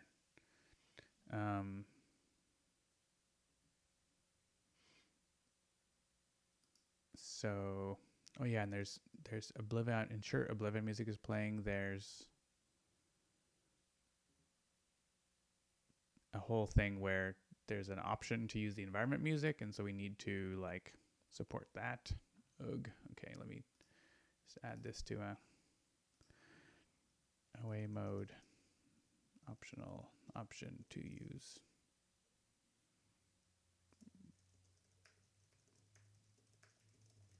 If you're using that instead of Oblivion music, it needs to load it from the mods, right?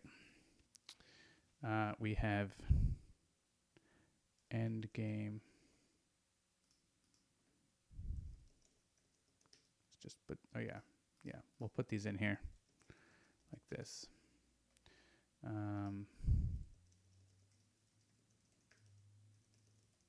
Things to check and make sure they work.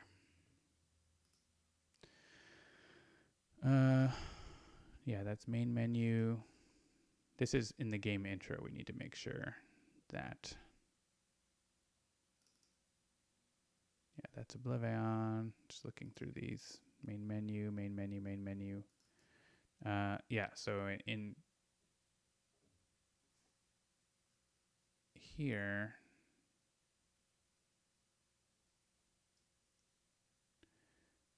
we need to use these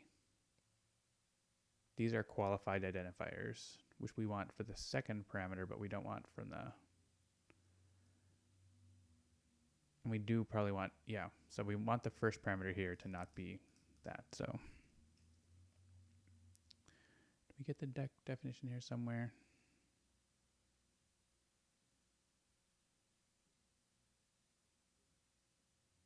Guess not.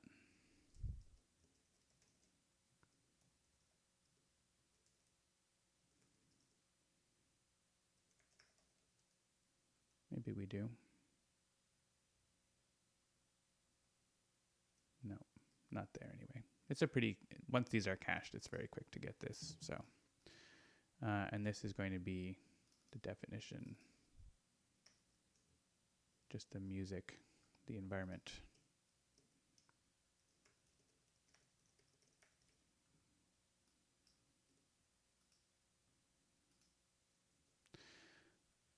Okay, so this should make sure the game intro works. So let's check that.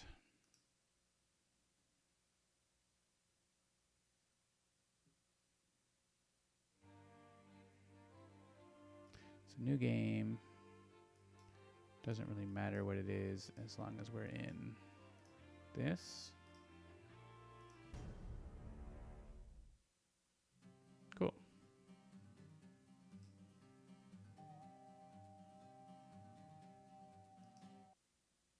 All right, so I think we can commit that little change, which is basically, yeah, make sure correct music ID is used in game intro. All right, so I think, yeah, aside from end game and there's the Oblivion thing, that should be good. Let's, I don't know what to look at next. Too many files open.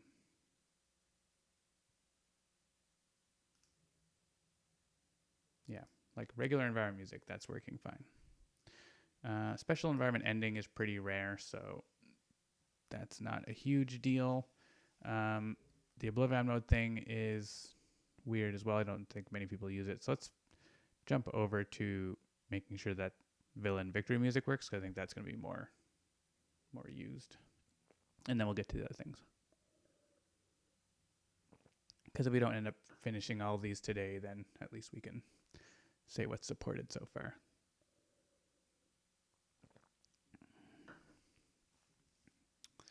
Okay, so that's cool. We got some music. Anyone like that? I don't know if my chat's not loading. No one's just no one's saying anything. That's all right too. Okay. Villain victory music. So that is only really shown in the end game, and it's going to come from this call here. We have villain 2 music, and otherwise it is regular music. Yeah, the Cauldron has some non-standard environments. Yeah, so that will be a thing. So the tricky part here is that all of these things are relying on this return value from music helper.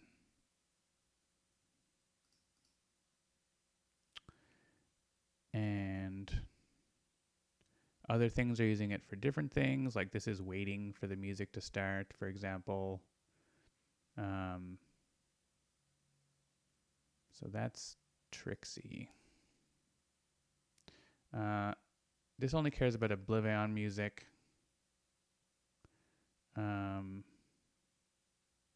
But the problem is if we try to play the music and we get down to here and it thinks that we didn't find the music, it's just going to replace it with the default music. So we can probably test this out maybe in the end game scene.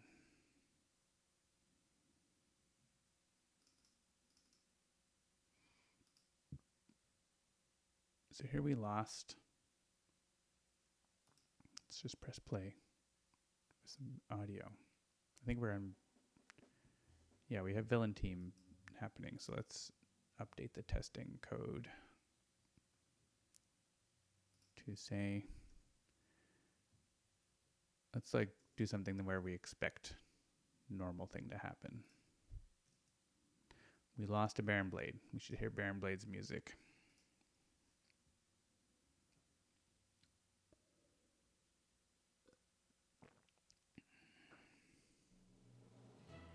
There he is. Okay, so instead of Baron Blade, let's put our mod, and we have our this is like our mod testing code here. Let's put our mod villain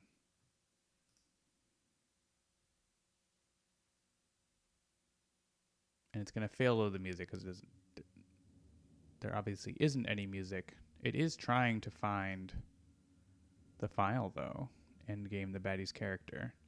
You can hear that room or whatever is just like the generic you lose, which I don't think it ever comes up anymore, but it's there just in case. It was the original ending music before for any special endings before we added those in. So it's there just in case, and it will work actually with mods. It should work with mods right now. But so suppose we actually put a file. So let's grab a file for the baddies. And this can again be, this should work with either OGG or Wave. And I think what's going to do is play both. Maybe not. Okay, so what happened?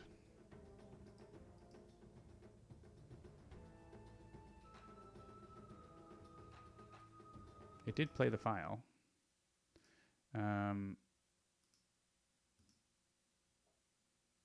So in endgame view,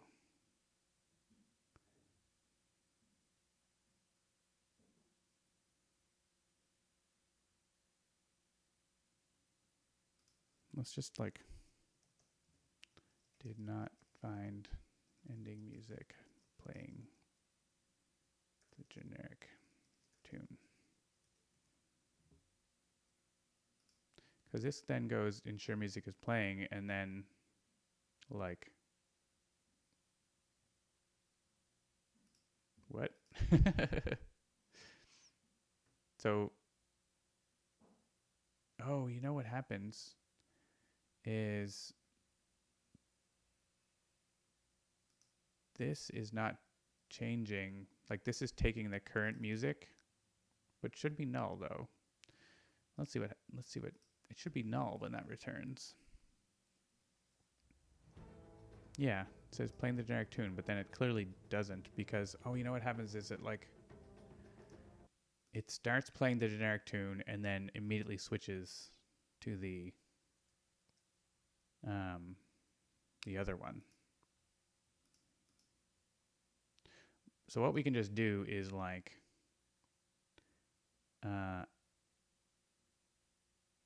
if it's a mod, like we don't, or we could pass in some like alternative music ID to that. That's like play this if it's not found. That's another way we could do it.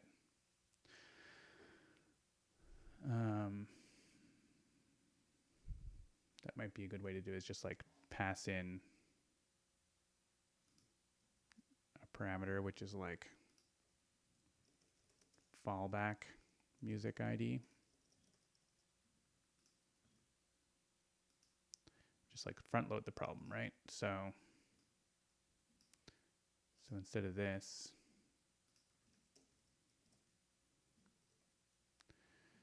then we pass that into here. Well, that one doesn't support it yet, but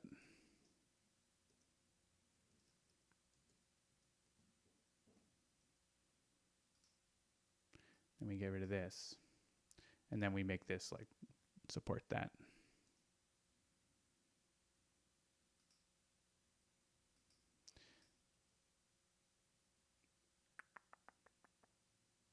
And then we don't really care about this. This is just a very specific Oblivion thing. Here we just like do it. We can add it into this as well. Ensure villain team music is playing. We'll do that too.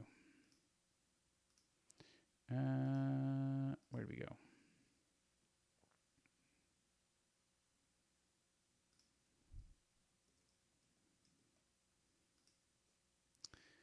Okay, so in here, basically, we can check to see if music is null. Like basically, if we get, let's go down the path, I guess, right? So if we get down here, we should play. We try to find the music, it's null. We try a mod. So here we can say, play the fallback.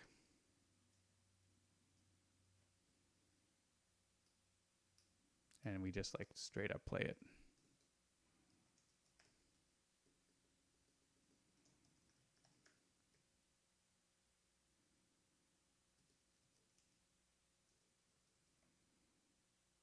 I think. I guess we just use whatever the default parameters are there.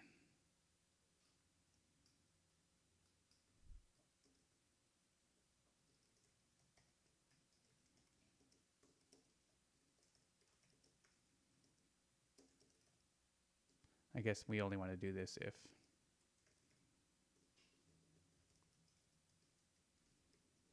there is one. And this isn't a callback, so it's not in the same context as down here. So now here, if we get all the way to the end here and we couldn't,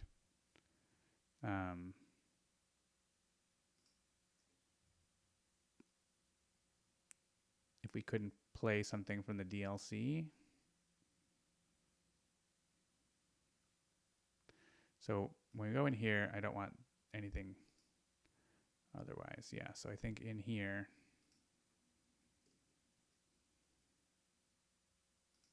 so if music,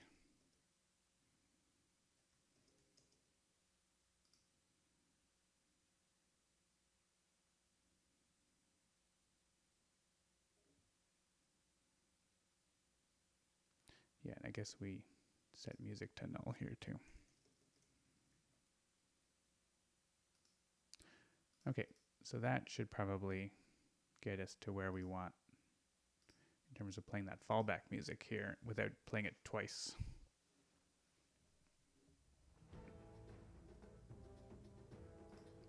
Yeah, so there, and then if we like don't have the file because we misnamed it, we should get that fallback music.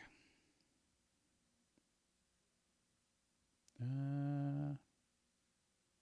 didn't. Oh, because it doesn't even get there. Right, this needs to call the completion handler if we fail.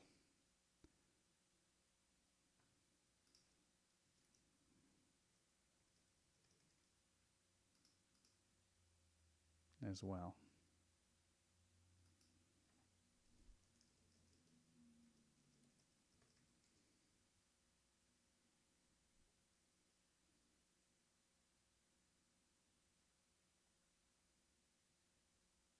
And I guess this can also.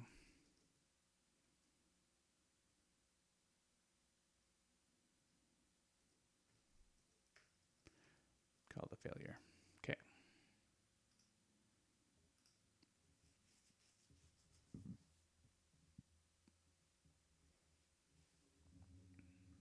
All right. Playing the fallback music. Perfect.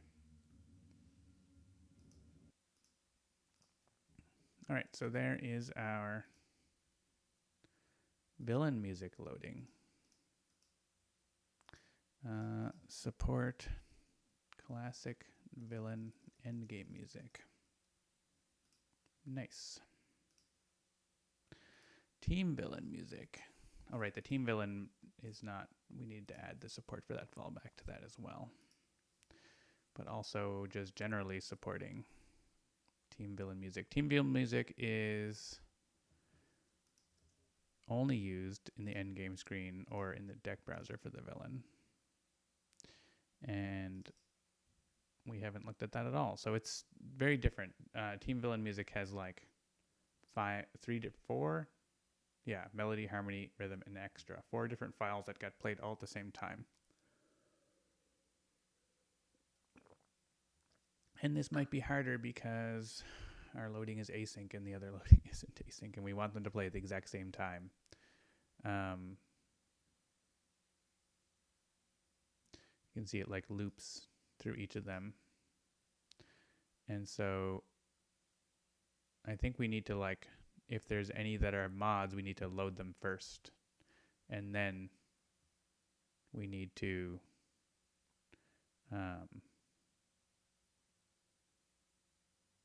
play it. So I think we need to sort of be ready to be asynchronous all the time with this. It's kind of tricksy.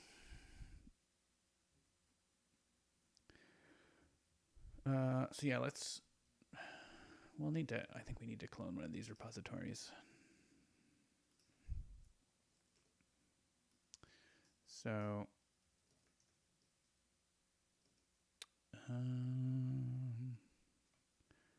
just do this off screen.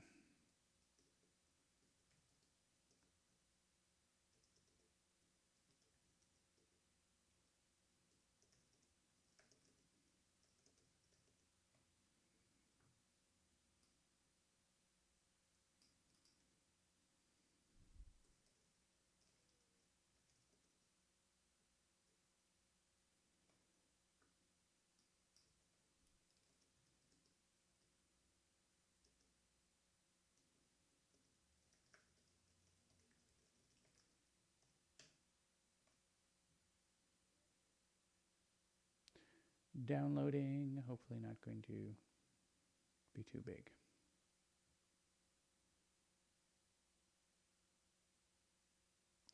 Okay, while that's downloading, we can look at this. So basically, like,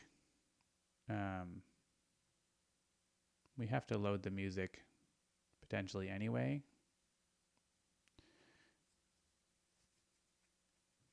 I guess the only thing that ever calls this could call it in a coroutine.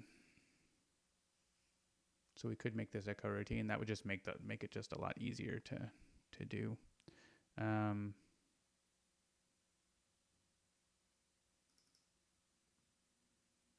Thinking if we use callbacks, we're loading like it's more annoying.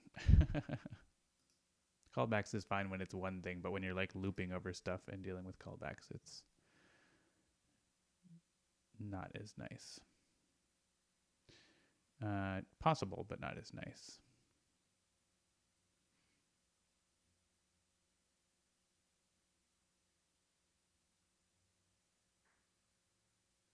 Okay.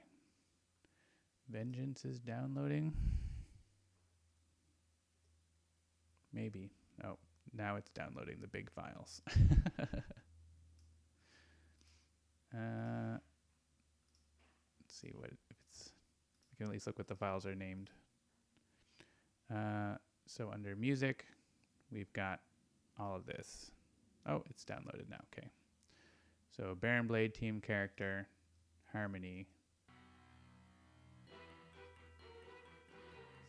It's like this.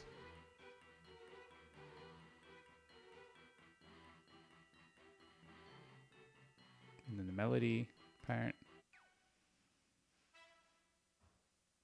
They sound kind of funny separated out.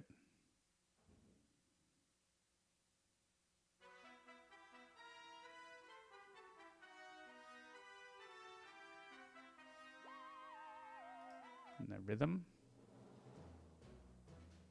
Bump, bump, bump, bump.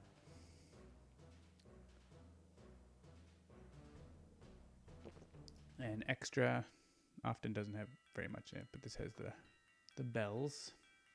Of course, when you play them all together, you get, and then you have, Ermin's song has different instruments, Friction's got different stuff, Freight Train, so they're all the same song, but different instrumentation, different lines that all work together because Jean-Marc is a magician.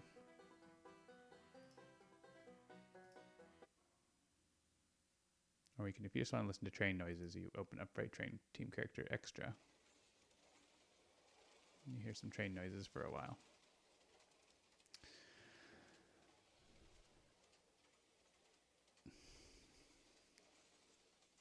So it's obviously very important that all of these files play at exactly the same time. Like, we don't want the mod ones to load in like a quarter second later and be offset. It will sound really bad when they're, or even if they're offset with one another or whatever. So we want it to like be able to like load up all the files and then play them exactly on the same frame, which is what it does here, because it's just they're all like this kind of loading is very, very fast. So it doesn't really cause a problem. So the thing is,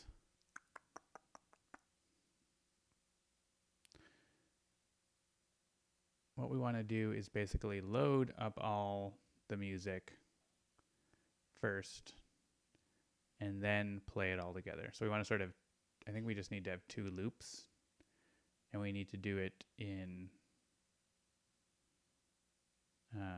a coroutine or something to make life reasonable. Because we could do it with, I'm thinking if we could do it with a callback, because you can have like local variables and modify them with the callbacks and stuff like that. Like that's not impossible. We can do something like, well, like this is fine. We just have like another loop.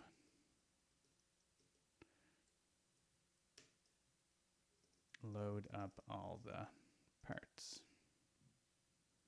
So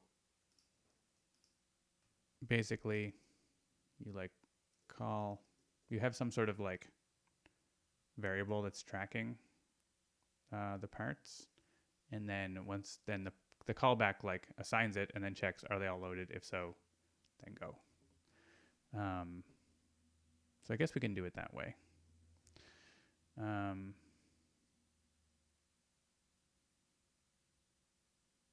Yeah, so most of this code is actually the same, and then the playback is split up.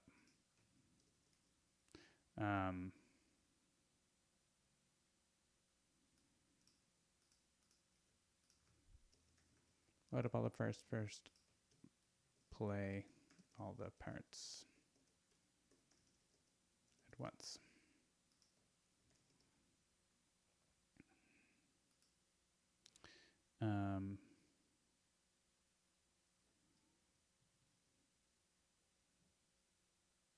And then I guess we want to have, I guess even just like a count.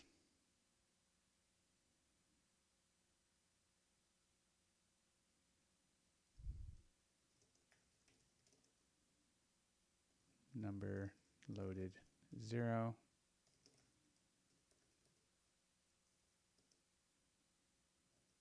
I guess, oh, we repeat, so we just need 5 always.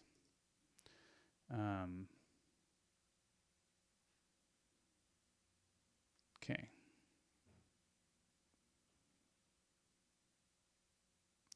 So, yeah, so basically this part where we play the music, well, yeah, here, I think we need to check to see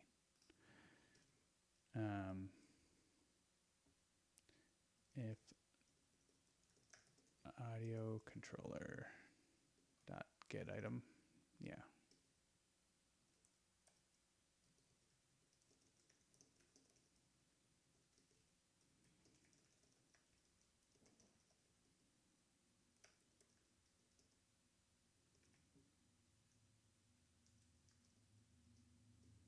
So if we loaded it already, great, we don't have to do anything.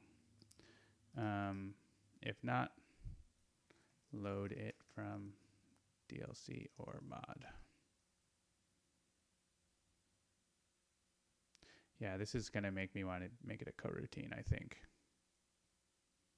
And then the stuff here where we're playing it. Yeah, so basically if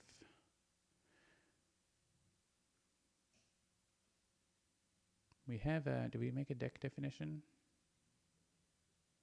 No.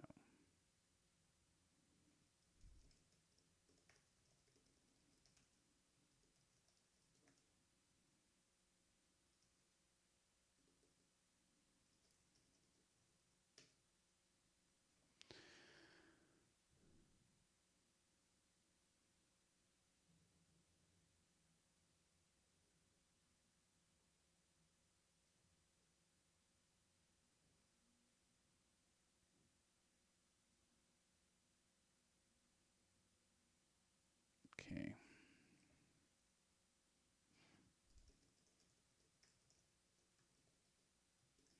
So if it's mod count, we do this. Otherwise, we do this.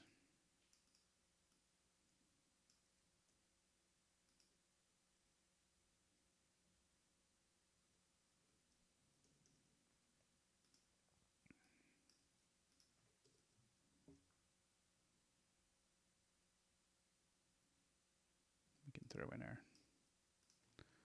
warning here, I guess.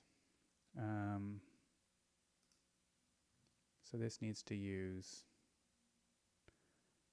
mod manager. It needs to use this code basically.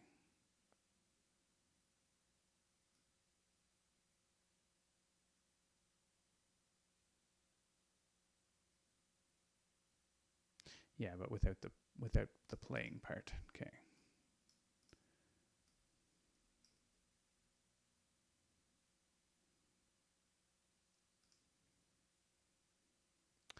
So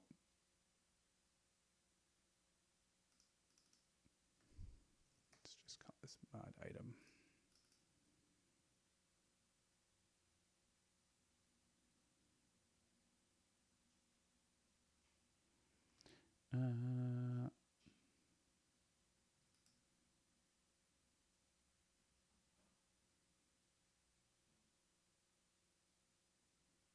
Yeah, looping is yes.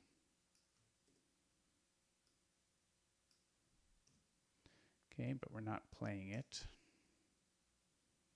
And we're not going to do this. And we can say number loaded.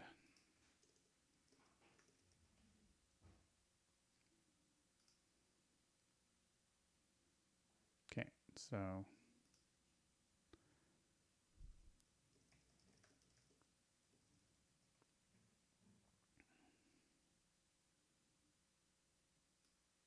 basically all this is going to go into the next loop. Right, so what we're doing is making this big loop that is going to see at the end of it, except for this being asynchronous, the number loaded. So basically we want to wait, right? We want to wait here for the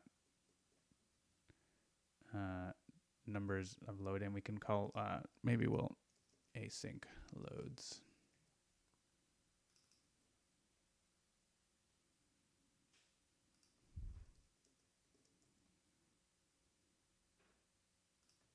Basically just like try to track how much we're doing, because if something fails, we don't want to get in an infinite loop basically. So I think I pretty much need to turn this into an coroutine.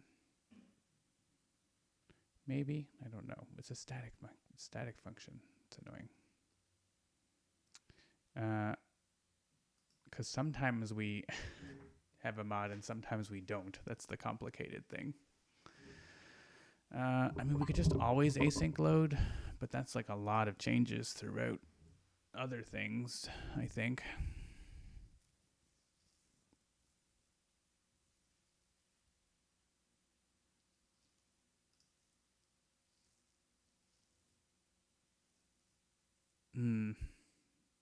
It's tricksy.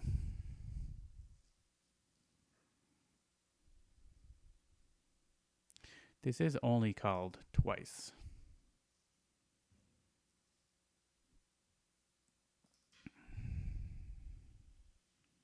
So you can't have a static IEnumerator, right?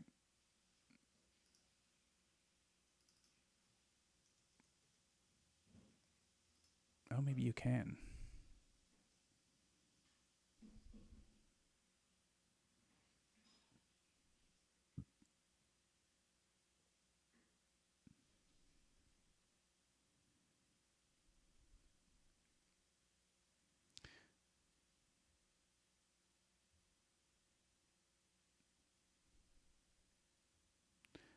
Right, so we can make a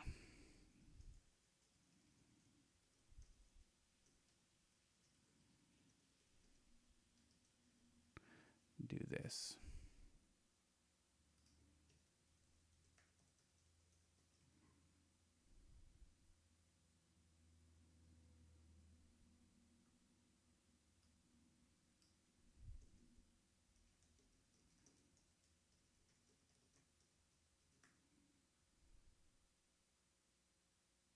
So yeah, we don't have to, now we've loaded them all. We don't have to do any of this. Is the idea. And basically, while So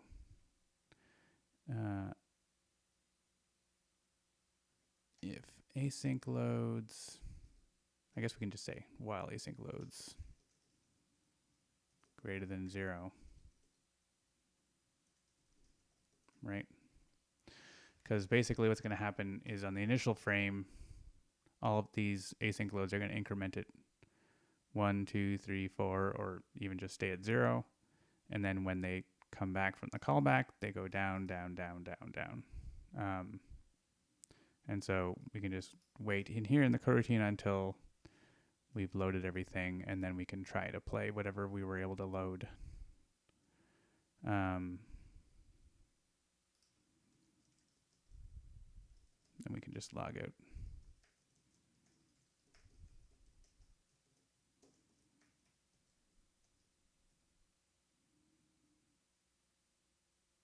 Okay, so I don't think we need the number loaded.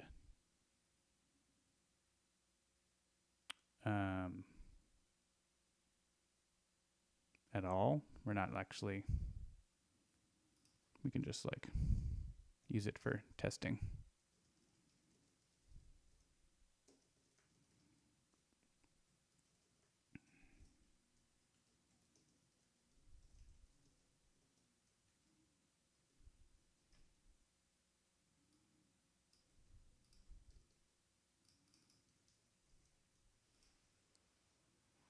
Yeah, it's, oh, maybe it's going to be okay. Okay, so this all makes sense, I think.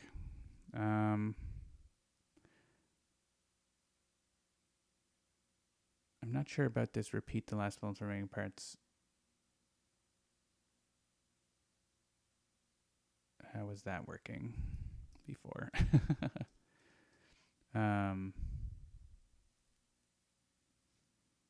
So if we get to like 4, we just skip all of this.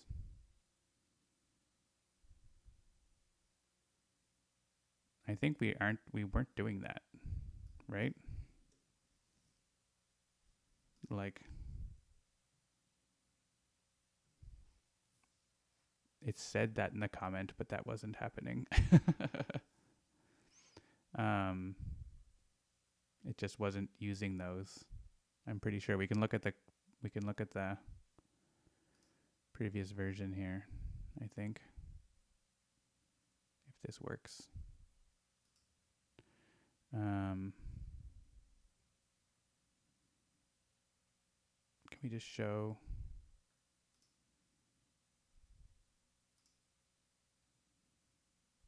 the file at that? It's going to be hard to look at it in a diff, right? Let's just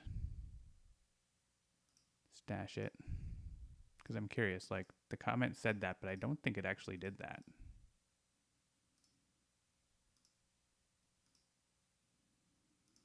Okay.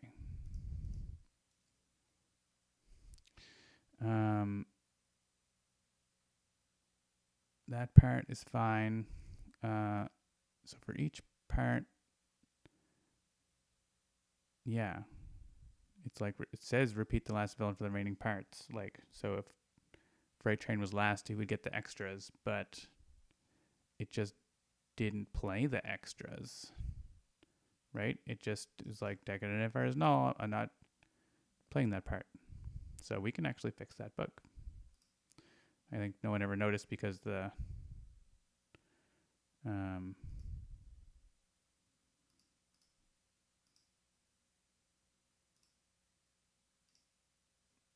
extra things don't have very much to them. But I wonder if that's why people were saying, oh, the extras don't do anything. It's because when you play with fewer than... Why do we lose our mods.meta file? What's up with that? Unity, what are you doing? Oh, because that file is gone. It's under resources now.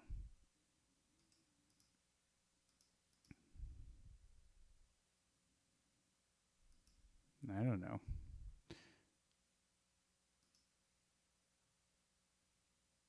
Unity doing something weird there. Okay, so We can fix that. Let's make sure this stuff works though. So let's go to the end game scene. Oh, we're still here. Okay. Are we in? Do we have a team villain? No. Okay. Let's get a team villain game. Right. This is a coroutine now, so it's actually not going to work at all. Which is a good, not a good test, but it's something.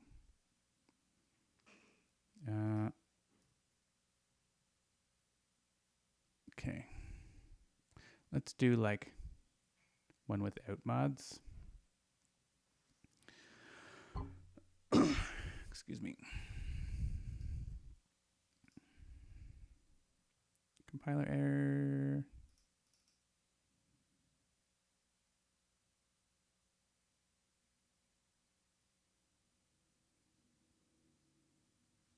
Oh. Probably an older thing.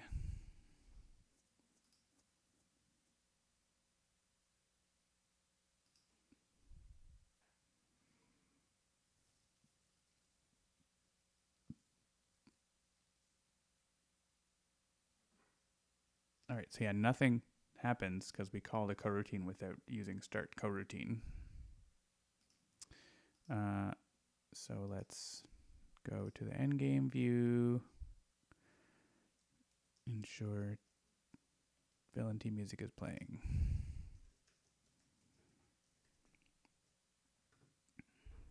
And we can put in that fallback music as well.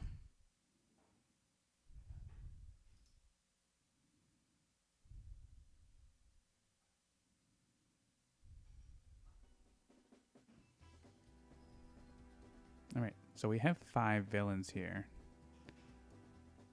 If we took off Ambuscade at the end, like we were supposed to be hearing the extras of all the last, but I guess if it's, you don't want to hear 2 of the same extra.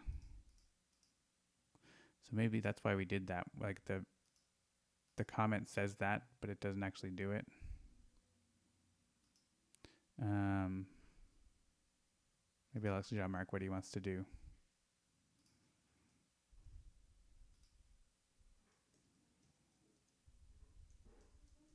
I'll just put it like this. Because like, I guess you could use like, if no Ambuscade was there, you'd use like the 3rd villain for the other extra, I guess. I don't know. You just end up not using them extras that because of that very much, unless there's 4 or 5. Okay, so that is working, but we don't have a mod in there. So let's put a mod in there. Because we had initially loaded 5, async load 0, so it didn't actually yield at all. So let's put our game with the baddies. Oh, not the baddies, the hug monster. And Biomancer and Greaser. So this is just 3. So we should actually fail to load, right? Because we didn't put a file in there.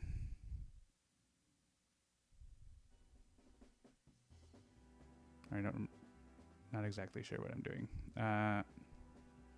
Right, no villain for part, no villain for part. We loaded 2, 0 async loads, right, because we failed to load. Oh, that's interesting. The async loads was 0. It like came back like immediately.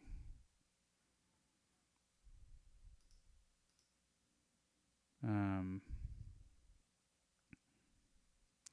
am I getting lost? Music helpers way over here.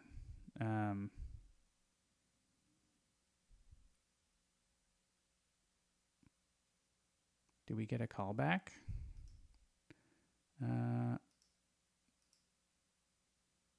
No, it tried to do the...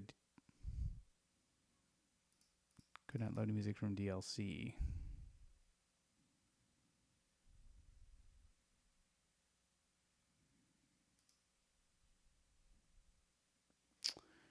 The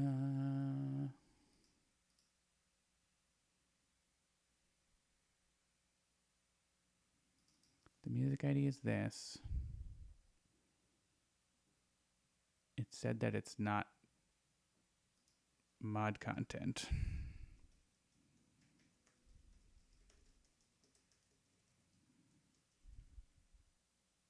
Just like to make sure I'm not going crazy. That could be a timing issue with the mod manager loading up.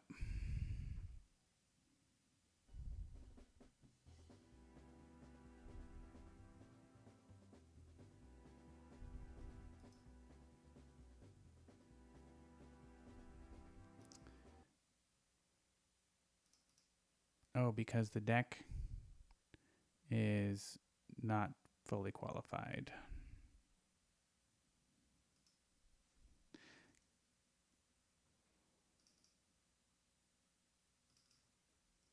Qualified identifier. How about that?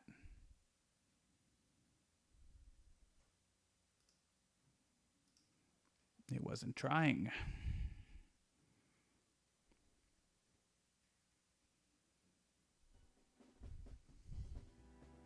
Right, so now we're trying to load it from the mod. Couldn't find the file.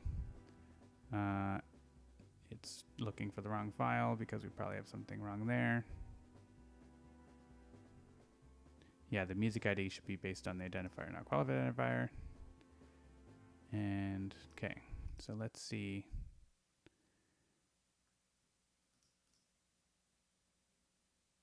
So we need the deck definition earlier, after all.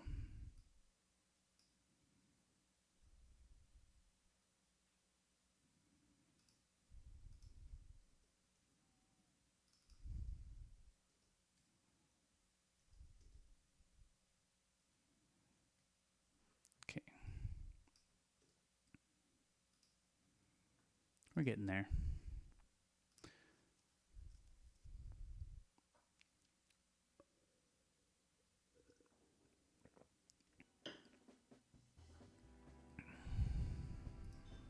All right, so it's looking for endgame, the hug monster, team character. Oh, it shouldn't be. It should say character. Why is it? Oh, it's just adding on the word character.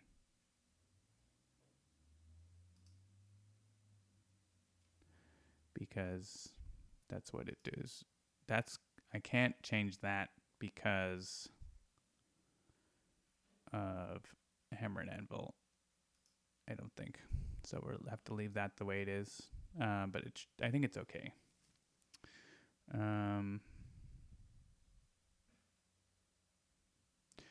So what happened here?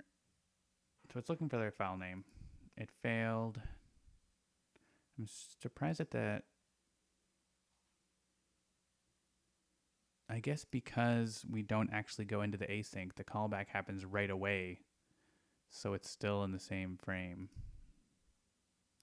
So we needed a file there for it to load. So let's grab Proletariat's files. Sure.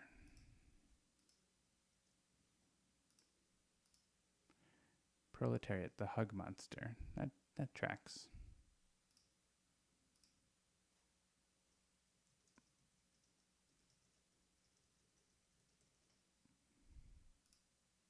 Okay, so we should be loading these files. I want this, see this thing working. Okay, so we did get,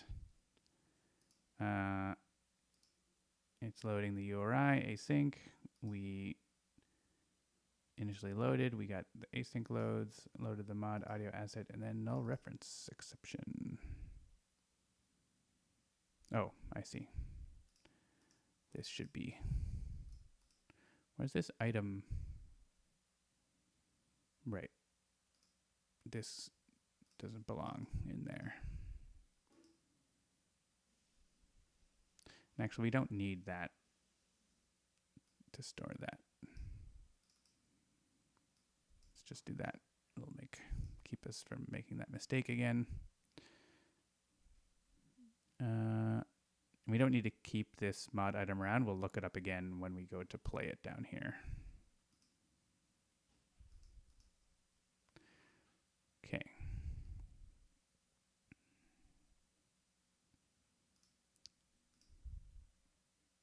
Kids do hugs, not drugs. Hey. So we loaded it, but we're not. Oh, we are. We are playing it. As the Russians start singing. Yeah, we finally loaded 3. Okay.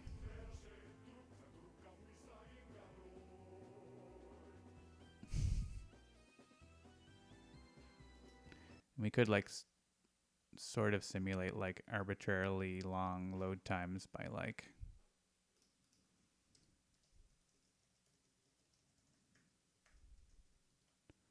this, and the music will just start. It'll still start all together even if there's delays.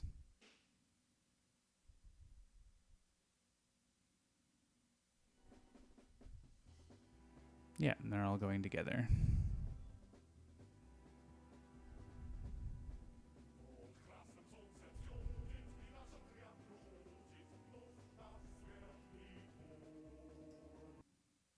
Okay, cool. So that seems good. I would like to try more than one mod file at a time, but I don't have another one defined, and it should be okay. I'll leave these logs in because it seems like potentially a problematic thing.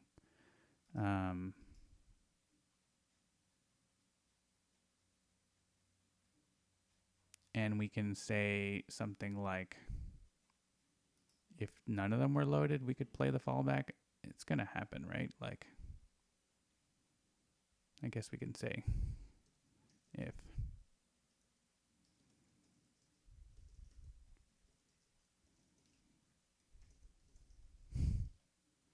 play the fallback.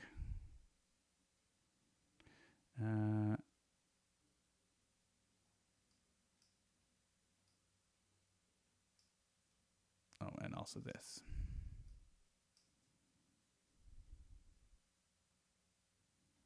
Where are we?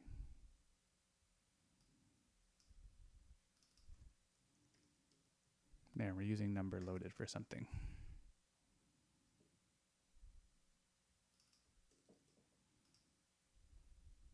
Okay. We'll play the fallback music if literally nothing loads. And that won't happen here. I guess I could make it happen by like making a bug.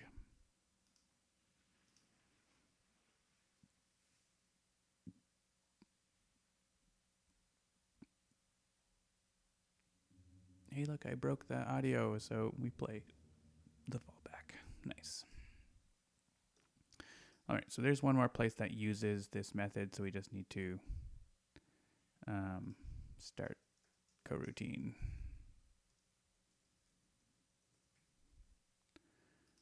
And I'm just going to make a note. This is a coroutine because mod music uses async loading. It doesn't return that anymore. So maybe we did decide to not play the extra ones because it doesn't do that in the deck detail. Extras are extra. Okay. That seems good. I feel pleased with how that worked out. Let's make sure it still works. And we can make sure that our deck browser works too.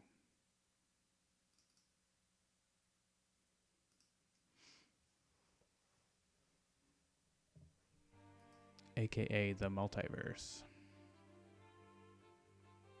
Team villains.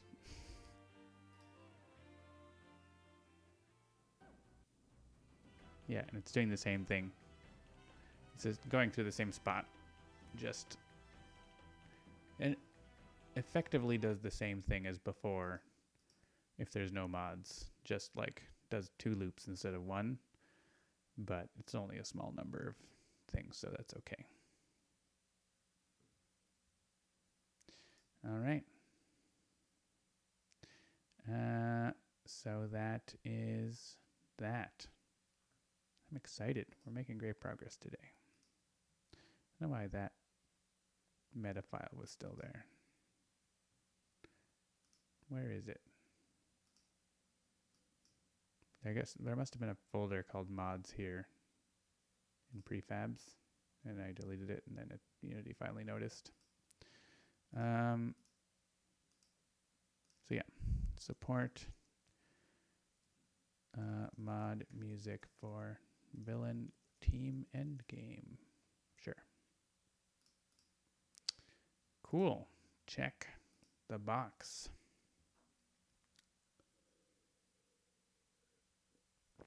So that's all the major music.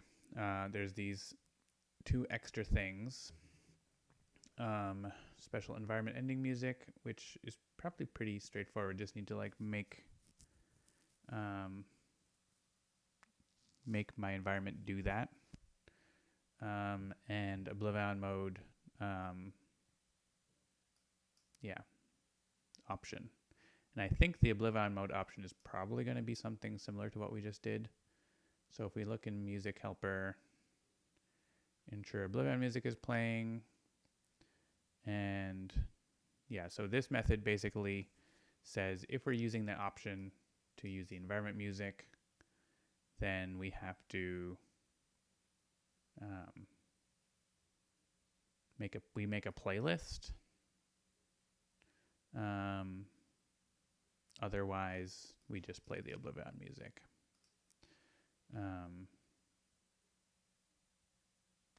So I don't know if I want to look at that right now, because basically we would need to probably do the same thing. Yeah, get music item. This is going to fail because it's going to try to load it and it's not expecting the mod thing, and that needs to be async and everything. So this probably needs to be made to support asynchronous as well. And it's probably used only in a couple places. Game intro. And then this is from the game view and stuff. Yeah. So, and these are all just, it could be a coroutine. This could be similar to how we did the team villain. So I think that's not too hard. I think I'd rather switch gears though a little bit and do the environment one, because I've been into this music stuff a bit too long. The environment one should be easy. I just need to actually might already work. We just want to make our mod end the game. So let's go to my mod. I don't think any villains have any special ending music, do they? They win. Let's go back to the code there just quickly and check. In endgame view.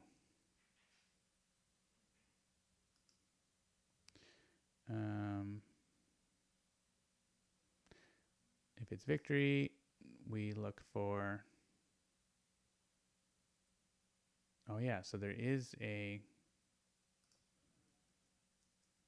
are specific songs for defeating certain villains. Trying to think of what they are. I guess that's defeating Oblivion. Maybe.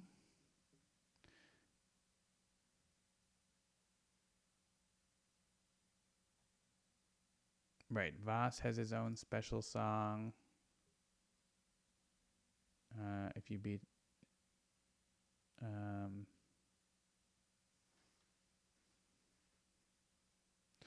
if it's an environment defeat, the special ending, we have an environment specific song that is endgame dash environment name, environment identifier. Never beaten Oblivion. And then if it's villain team mode, use the villain team music. Otherwise, we use the villain's music. Yeah, I wonder What's the... Is there a villain where you get different music when you win?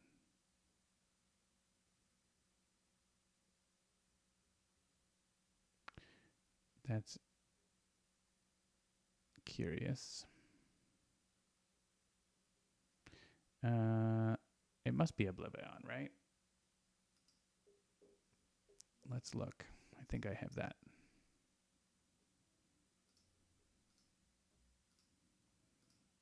Like, that's the credits music.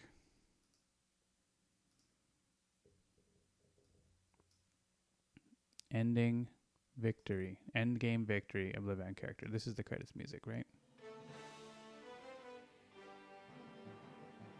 Yeah. The sort of first part with the animation.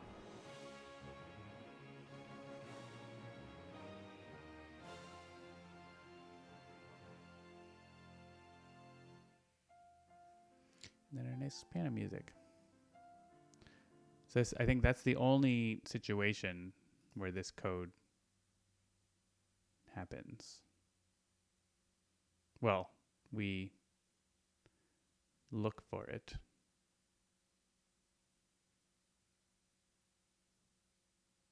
Right.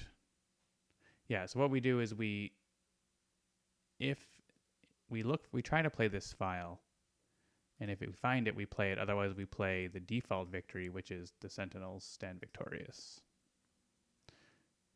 And right, we should make sure our fallback, because the fallback is actually used a lot because of that. So we should make sure that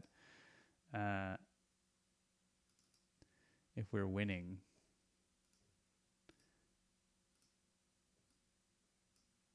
we're going to get the right music.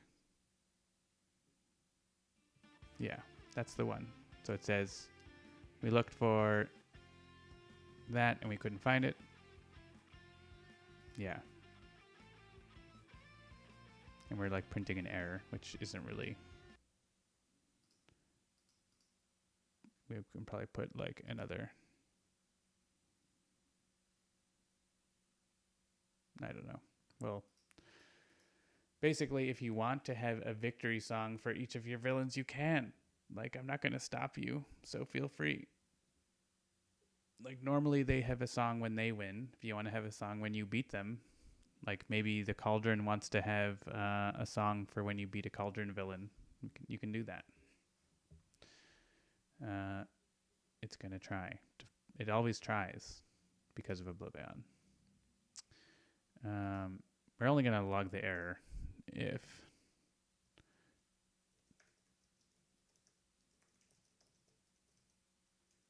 it doesn't contain this file that no one is usually going to have. I don't want to print out errors that are not important.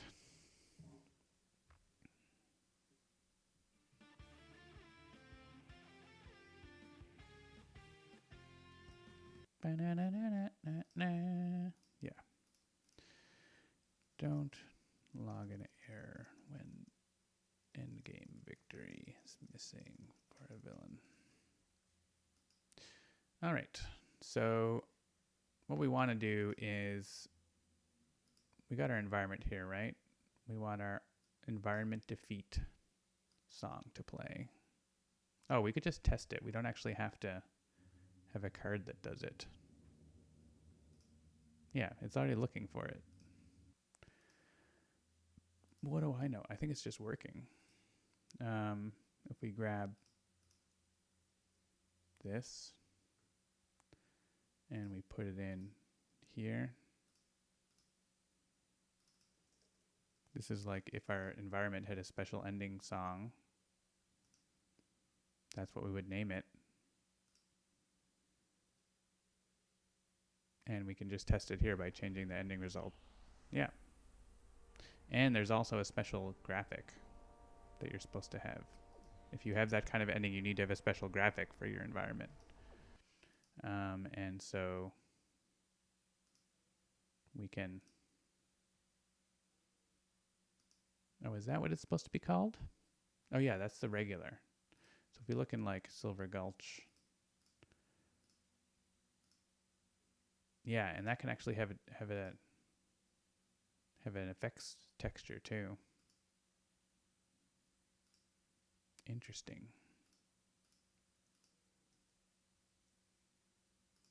If you add on environment defeat,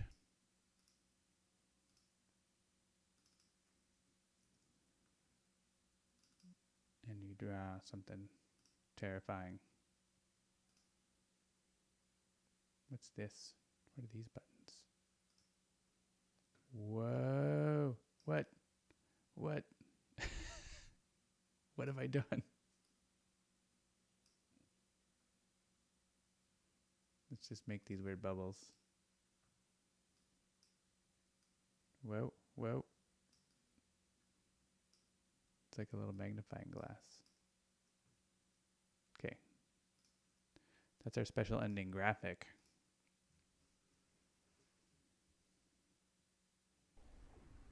Yeah, there it is. And the music. So the music is working. Don't need to do anything. Checked. So yeah, that I'm just going to make into a separate card. Because it's not going to work right now, but it's also not. I don't know that anyone actually uses that option because the Oblivion music is awesome.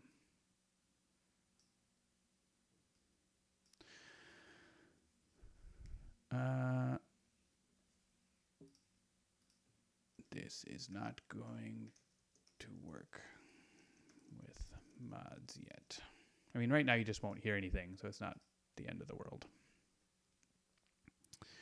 All right, it is getting close to 5. I am going to take another quick break, and I'll return for maybe some exciting error handling. Maybe. This is basically done except for the unloading part. So I'm just going to move that there, and we'll maybe add something like clean up unused mod resources at end of game. Mainly sprite atlases. But there's also, I guess, music we can unload.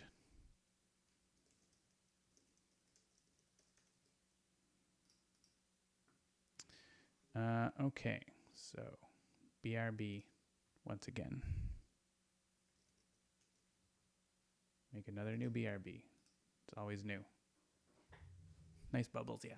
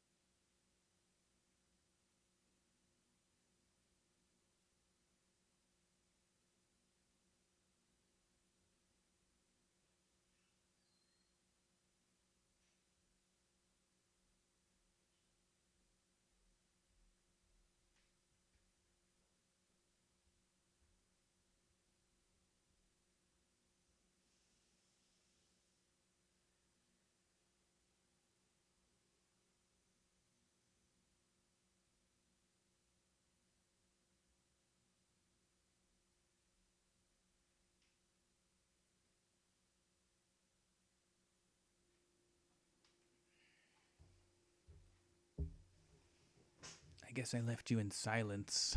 Sorry. Turn your music back on.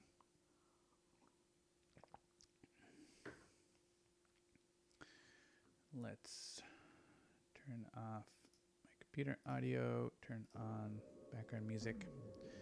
All right. So, I'm going to make another card here for music documentation, which I'm sure we'll have some more details on, but I'm just going to have a quick notes. Music files must be in OGG preferred or WAV format and located in the music folder mod. Environment music, it's called environment identifier .ogg, right? Like that's it. Let's just go to my example here. It's going to put some just quick notes on like what to name your files, and I'm sure there'll be more that Jean-Marc will add to it, the proper document.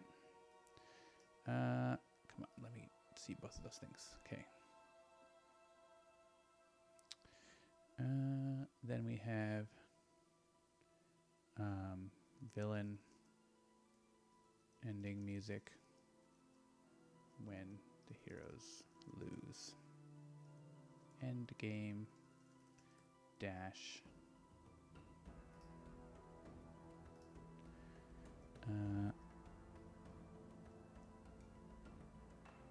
character card identifier .ogg.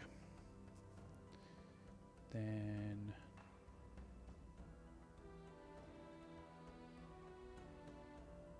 what was the end game? That's the special ending music, right? Environment special ending music. For example, like lose game to environment condition. I guess. End game dash environment identifier. I guess we can call it deck identifier.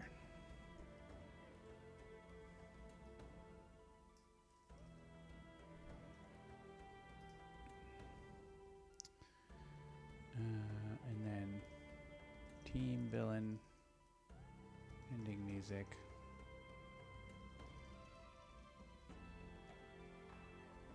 And game dash character card identifier dash part.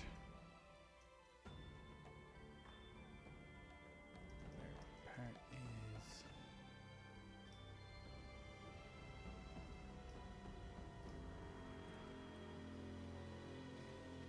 harmony, melody, rhythm, or extra. There.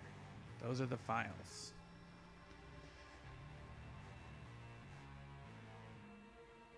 Okay. Those are all the files we support right now. And I think those are all the files. Those are all the music files the game ever supports except for Easter egg victory file, I guess, if you want to make one for your villain. I'm not gonna put, that's probably not gonna be the documentation because it's not really meant to be a thing. It will load it if it's there though. If you make your own version of Oblivion level villain that has credits at the end. Okay. I guess if you like you could make a variant for Oblivion. It's not supported in the game either, but that super changes things up there. But Oblivion is a lot. It was a lot to program just the main character of it. Okay, so yeah, got a little more time today. Let's go through our list and see what's left. Public directive identifiers. This is an idea of like having a place for people to post their identifiers to avoid collisions. I'm not sure how big of a problem it's going to be, so I don't know if that's really super necessary. I'm just going to put it in the future section for now. Yeah, some engine things. I think this is something I'm going to be talking soon to David and Jean-Marc about. We're going to need support for like representative of Earth and stuff like that. That's selecting heroes from the box is kind of the main thing. And I see people have been commenting to their requests in here, but yeah, these are the main things we're looking at is just like compatibility things and not nice to haves at this point. Small card icon versions for all the damage types. That's something for Jennifer. Just for like, we have things that are like reduce fire damage, but we don't have like reduce sonic damage. And so we need to create all the versions of those. Need to make multiplayer support work. Indicate that something's a mod on the screen.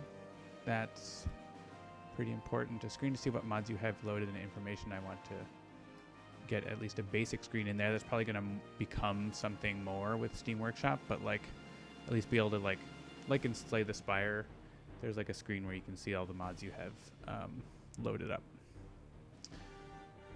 And then there's the things we just added there. So yeah, so we're very close to being like ready to say the ad hoc loading is done. We still have lots of documentation to do. That's an ongoing thing that we're going to try to continue to get posted so people can be working on stuff, but pretty happy with the way things are going here. So let's do a little bit of error handling stuff. I've noticed some people running into like the game crashes or we don't get any content loading, or there's errors when they try to load their mod. And so I just want to put a little bit more checks and things in, so if your mod fails to load, you know why, or maybe you'll have a better chance of knowing why. I don't think we'll get to like showing anything on the screen today, but at least we can have it log out what's going on. So what did I change in this scene? I just changed the like, yeah, the value of a couple things. Yeah, none of that stuff. Go away. I changed it to like the ending type to test that thing out. Okay, let's go to splash screen, and we're gonna mute the audio. I just want to like try doing bad things and see where we get. So right now we're like logging out where we are loading our mods. But what if I like just put 2 of the same mod in there? That shouldn't happen, right?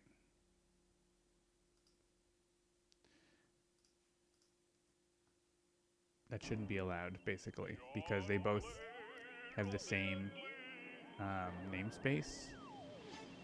That's something we don't want. So let's see what happens right now if we do that. It's probably going to just be like, okay. So yeah, we load the first one, and then we load the second one. So what that's actually doing is not anything good. It's basically forgetting about the first one, because what it does is it calls load mods, and that calls this load DLL, and that calls add assembly to mod helper. So as far as it knows, like everything is fine. Gloomweaver does not work in tests. I'm gonna need some more information than that. I see that you wrote Gloomweaver with a lowercase w. If you're putting that into your tests, then it's not going to work because Gloomweaver has a capital W. Potentially that might be the issue you're running into. So basically this add assembly needs to check to see if that namespace is already defined and say, no, you can't do that. Is one thing. Another thing I want to do is when we load up the mod, that is the issue. So there you go. Also, Night Mist has a capital M. So yeah, the identifiers are fully listed. That's why we have this card here on the board. There is a Google Doc with the canonical identifiers. These are the exact case-sensitive identifiers for all the heroes, villains, team villains, and environments in the game. Gloomweaver and Night Mist are common ones, or sometimes there's a the, for example. The Void Guard have kind of awkward identifiers, especially their promos. So yeah, there you go. Keep that bookmarked if you're testing with existing content, or just go to it here. Okay, so I want this add assembly to be smarter. So let's open that. Let's just make sure our engine code is up to date. Probably is. There hasn't been too much going on. This is just some logging I was doing. Yeah, can discard those.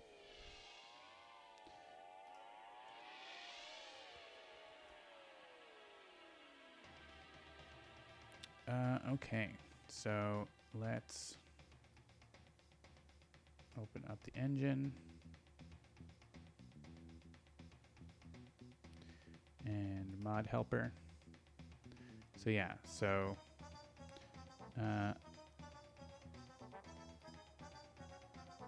instead of void, I'm going to return bool.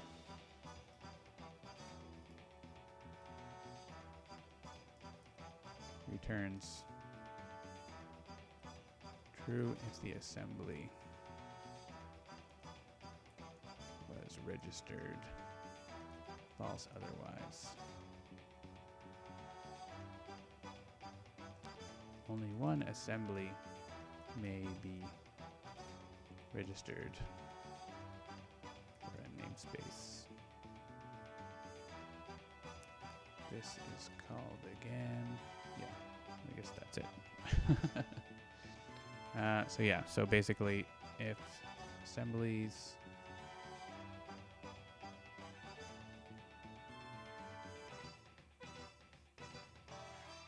if it doesn't have that key, we can do it and we will load the promos. Otherwise, no.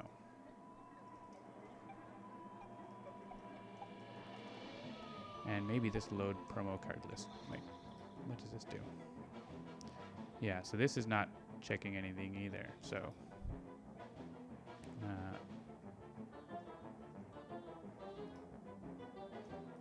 returns true if there is no promo list or it's successful.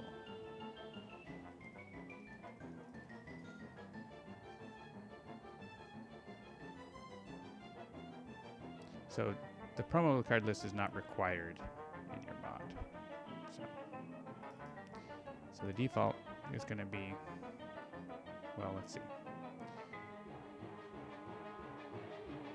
So here at the top level here, we don't like have an error. No file at all. That's okay.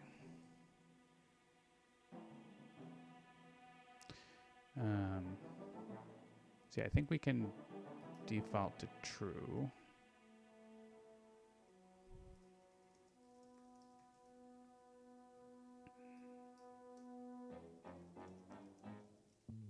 But if we get errors, we can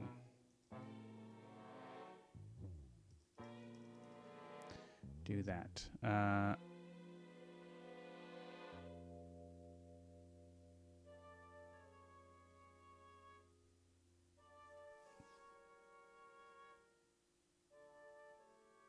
Yeah, I mean, if you have this file, you better have a properly formatted file.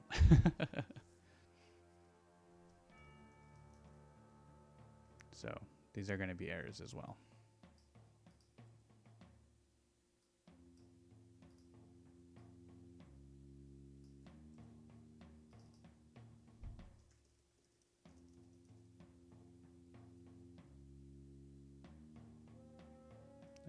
What are we doing here? So for each,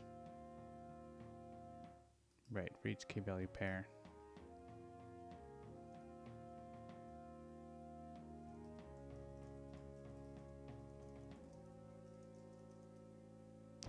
key is the deck identifier. Value equals list of promo card definitions.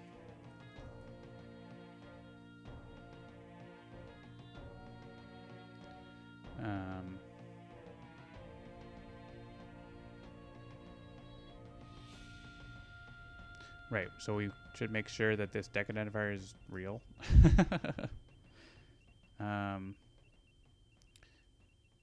If parent deck is not null. Basically, if you screw up in your promo card list, it's going to fail.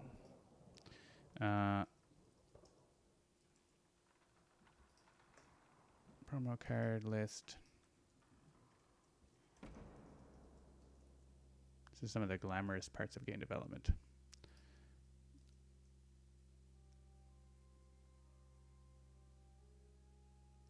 Yeah, I guess this introduces the problem with ordering mod loading. Yeah.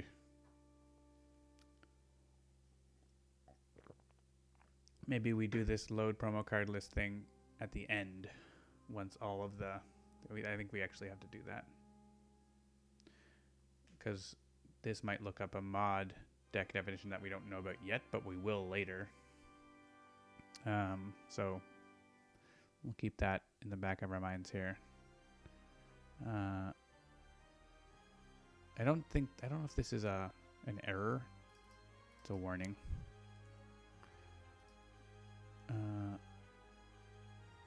Because if you like put in bad data, if it doesn't cause a problem, it's okay.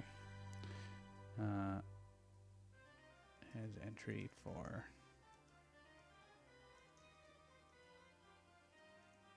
that was not found. Okay, then so we find the parent deck definition. That's good.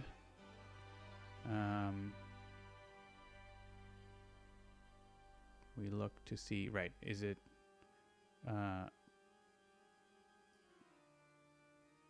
this is an error, I think.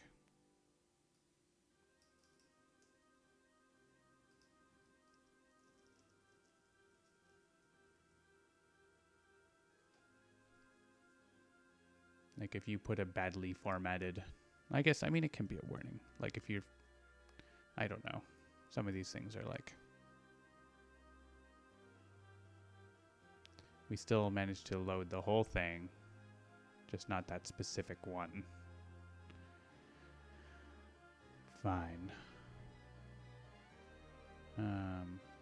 Yeah, and here we can say promo card list contains something that isn't an object. That's not allowed. And then, yeah. And if the card definition somehow freaks out, I don't know. Okay. So, but if the JSON fails entirely, that's not good. But if you put stuff in that's sort of not great, then that's a warning.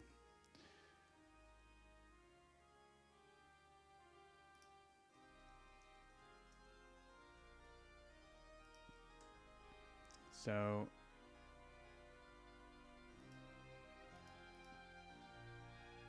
yeah, I'm just going to add a property here. And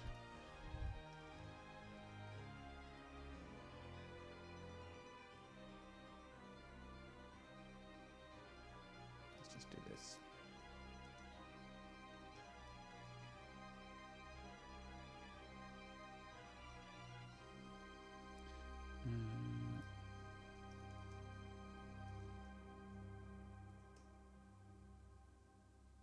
Maybe.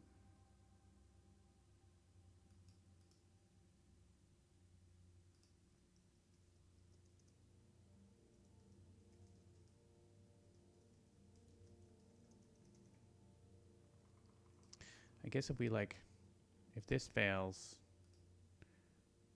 we've still loaded it.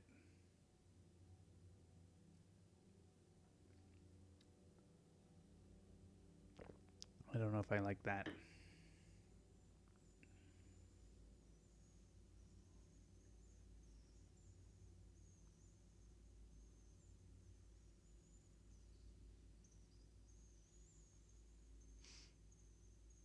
I want to leave this default to doing that just for like ease of testing and stuff.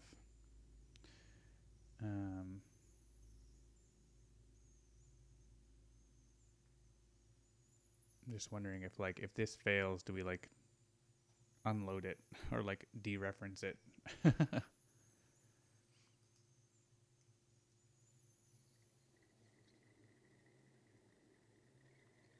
Probably makes sense.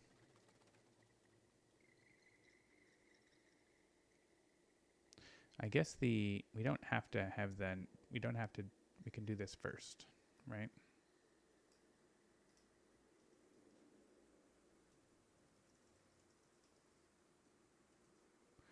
Like basically, these assemblies are not used by this code. Because this deck definition cache, these promos are for other things, not for our thing. And if you're doing that, you're bad. Don't do that. Okay. And then, so this needs to be public.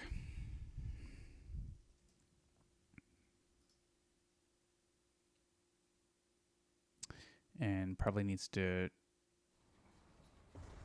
handle being called more than once. I guess it won't really do anything if it's called more than once.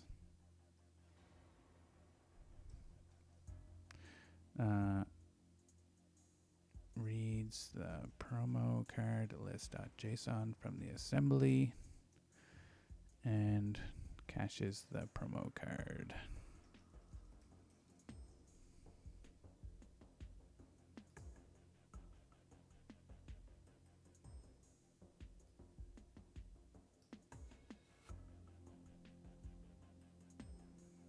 Just copy this bit.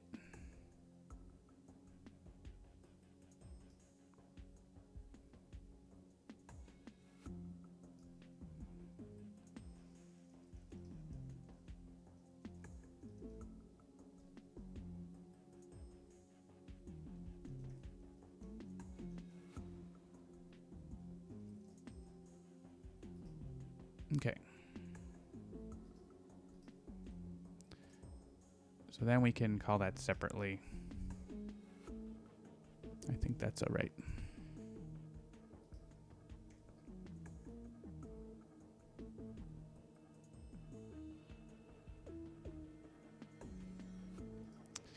All right, so let's go back to our game.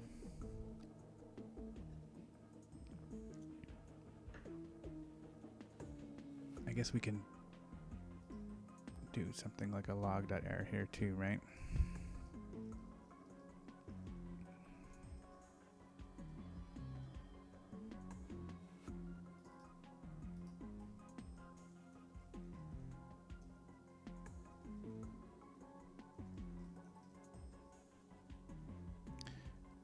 Stern warning. Stern error. And then this thing has its own logs. Okay. I don't know if we're going to see that. I might need to add the log delegate connections earlier than we have them previously.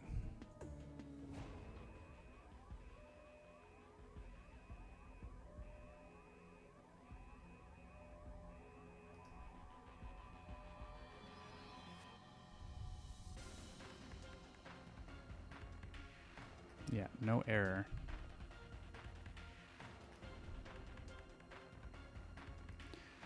Because I think it's not assigning those log things except in game, but we're actually using them outside of the game now.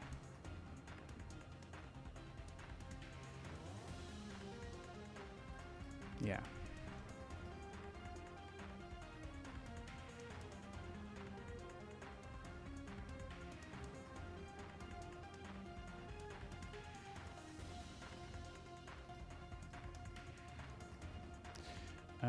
Yeah, so we need to, that's probably one reason why people are in trouble, because I'm like logging stuff out, but it's never actually showing up. It's like we actually need to go splash screen. Splash screen view is the first thing that ever runs. And so it needs to connect.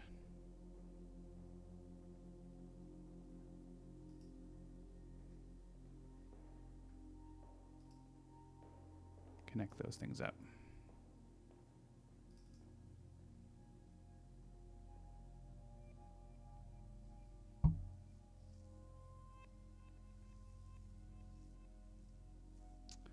So what we can do is log.debug delegate. Can I just give it an anonymous?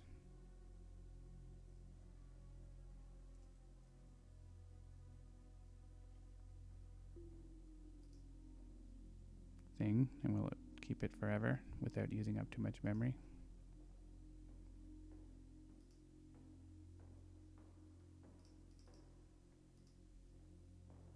Oops. Basically,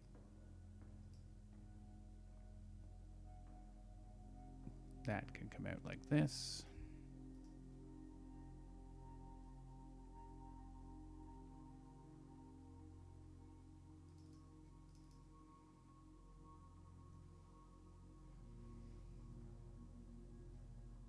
Yeah, I'm gonna miss out on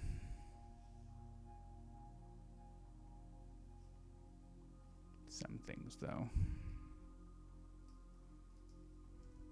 because we, like, when I'm working, I don't always go to the splash screen, right?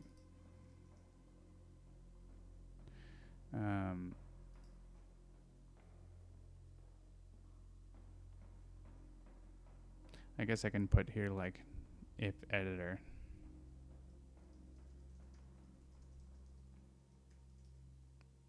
Do that. So that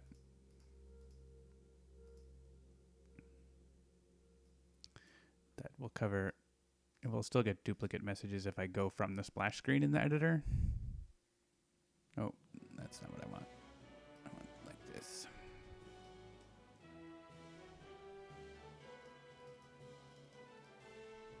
Yeah.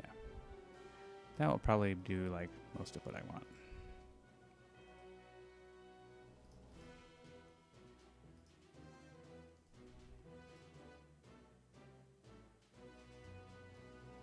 Okay, so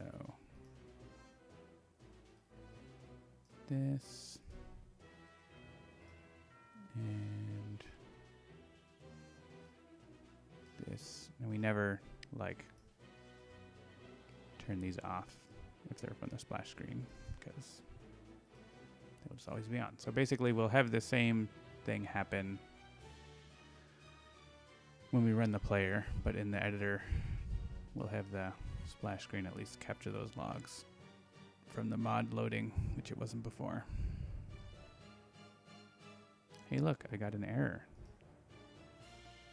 Namespace workshopping is already registered. Excellent.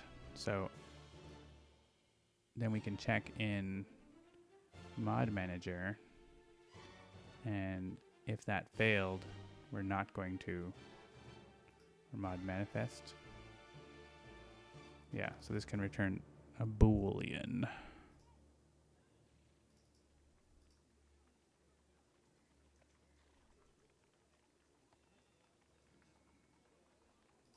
And finally, the result is going to be that. Default to false, and if it's not there or if it fails to load, we return false. So who calls this?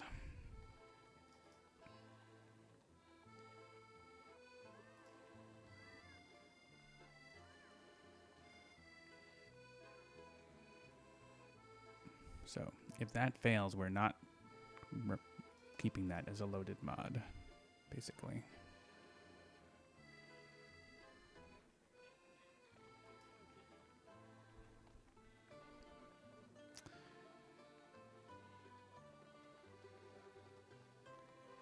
And we might do some other checks in here. So that's at least an initial check. If you're DLL, or if you have a duplicate, it's not going to remember. Yeah, so it's going to complain about that.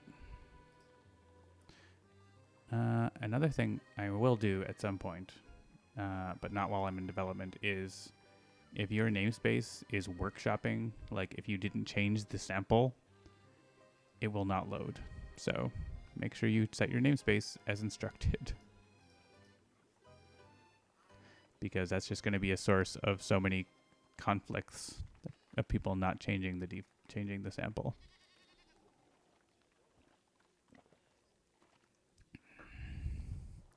All right, so I think that's a good spot to commit. So let's do that. So yeah, this doesn't change any engine behavior. It's just this assembly loading stuff. So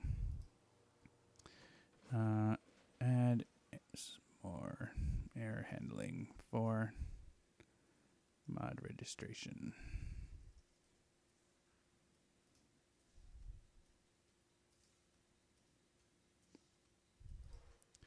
And in the UI, update DLL, improve some error handling.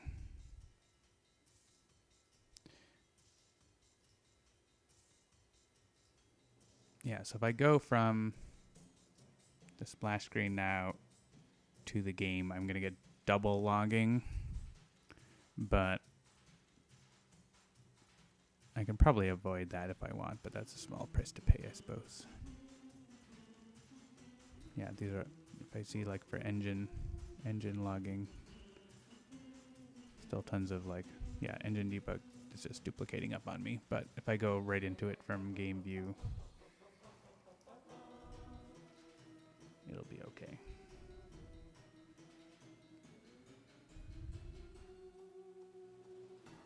And fail because we didn't load the mod.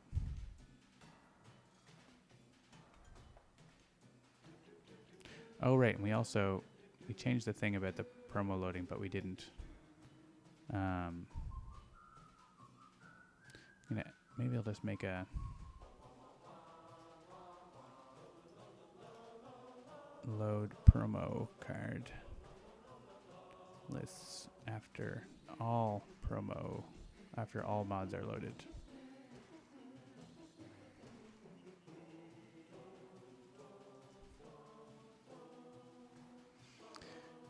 Right. So this other thing, try creating a game with it. This is basically a way to check that like your definitions aren't broken. Because the other thing, the load DLL just like doesn't actually, it just like loads the assembly, and if that works, like great. But it doesn't actually check to see if things work. So we actually would need a way to remove the assembly as well. So that's interesting.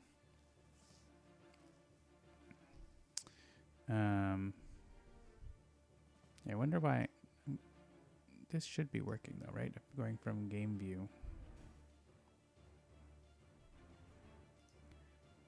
So why is this stop working? We were doing that before.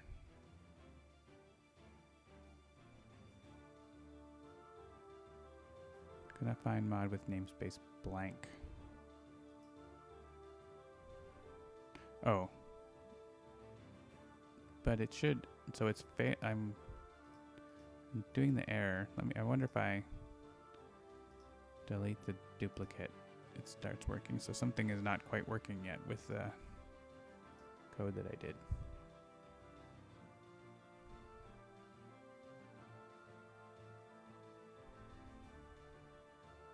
Oh no, we're unhappy.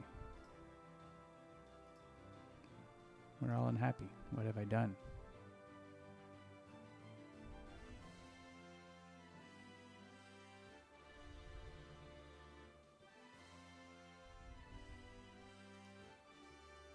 Debug testing mod assembly. Okay.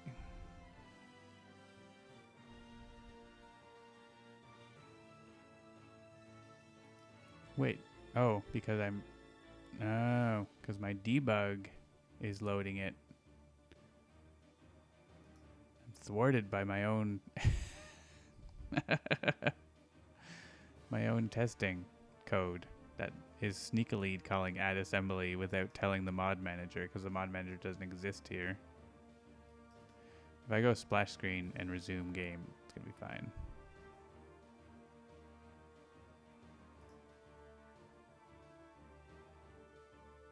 My sneaky code is working against me. Yeah, we have errors about missing graphics, but not about other stuff.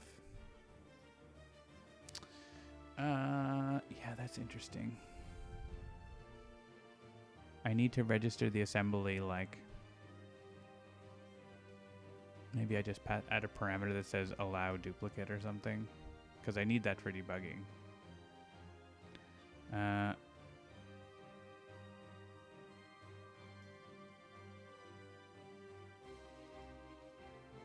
Did I forget to save? Oh yeah, I forgot to save that bit.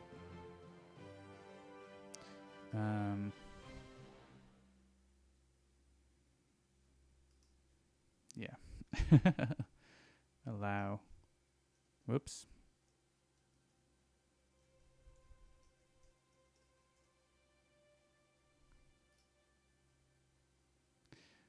So, yeah, if allow duplicate, yeah.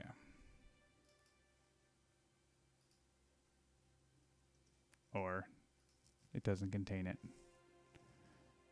Then we just do it. Sure. Default to false.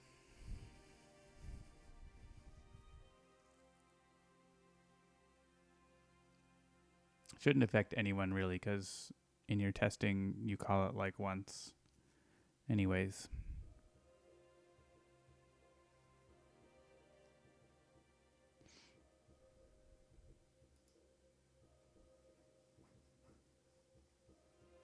Alright, so this was working fine, but it was directly in game view.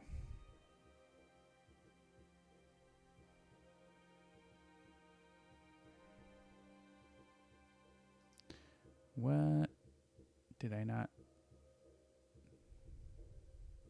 Oh, I need to like pass the parameter now. It's like, yeah, it's working the same because that's what I made it work the same.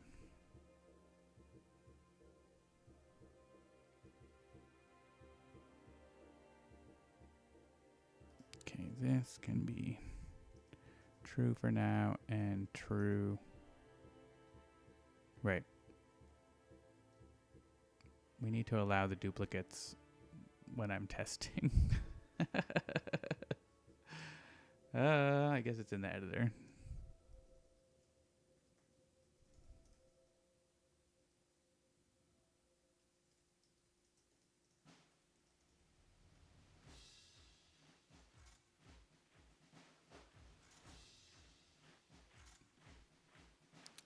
I guess I can also check to see if menu controller. This is like menu controller is a thing that we use to like control like going between different screens. So if one of those isn't around, it means we just went straight into the game view, and so we can do that.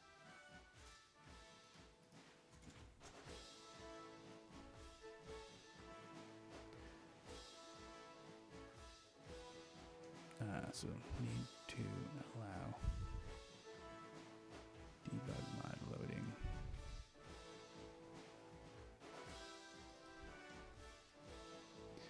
And we can actually put this into our little debugger calls too.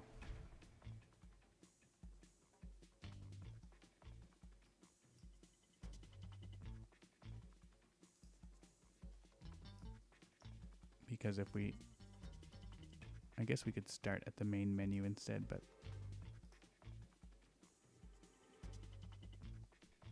should reduce the number of duplicate logs I'm dealing with. I guess we could check to see if something that should only be coming from the splash screen is around. Hey, look, it worked.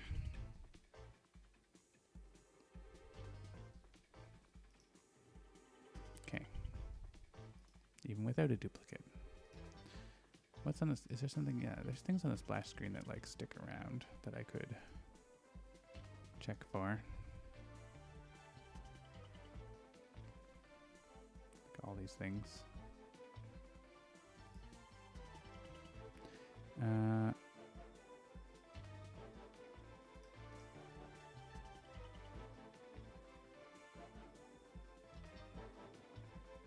All right, that all looks fine. Should probably put some graphics in there so I stop getting errors. Let's try duplicating the mod again.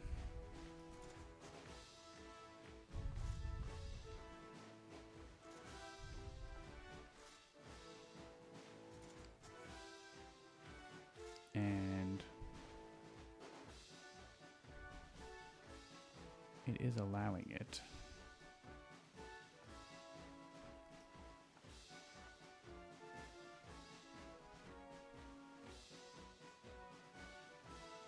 Oh, because when this is running, menu controller isn't around.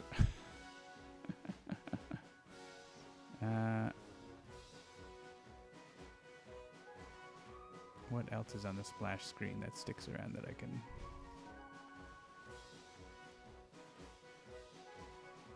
This thing?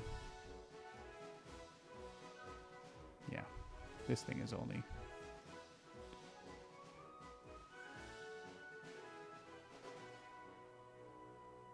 No, but this is one of the ones that like creates itself if it's not around.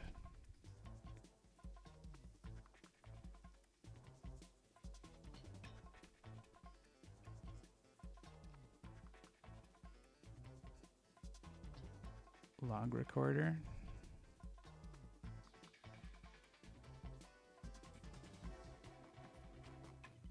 Seems like a weird place to try to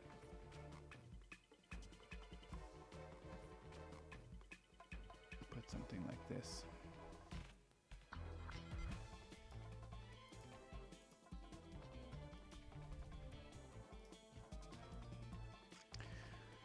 What's a non-weird way to do this? That's a good question.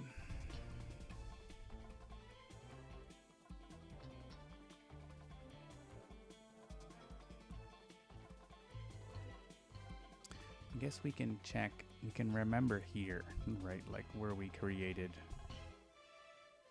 on demand.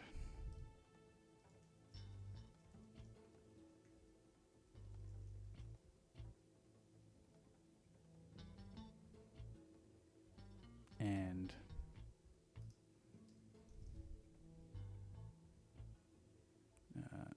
instance is not null.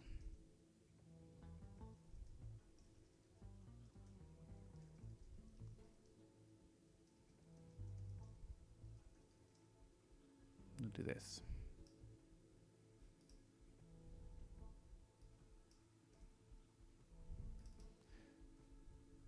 So then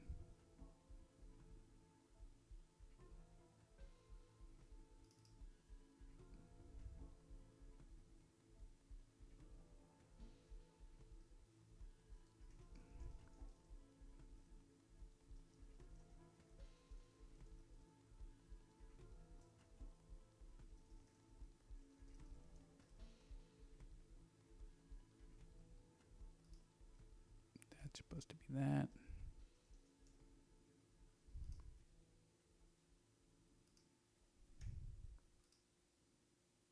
No semicolon there. Semicolon in the wrong place. All right. So if mod manager that is on demand, allow duplicates equals true.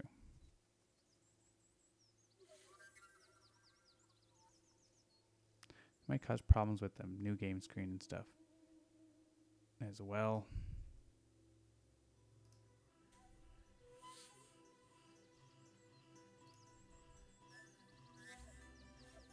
Yeah, because the menu controller doesn't exist here, actually. It exists on the main menu. Thrilling stuff, I'm sure. Yeah, so we got the error about the duplicate there, which is what we want. But if we're in game view and we press play, we don't want that. I guess I could add something to like just suppress duplicates in Mod Manager or something like that. But so if we get rid of this and we press play here, I might still fiddle around with some of this stuff, but yeah, we're okay. All right, so we change the DLL to like right. Add parameter to allow duplicate loading for testing.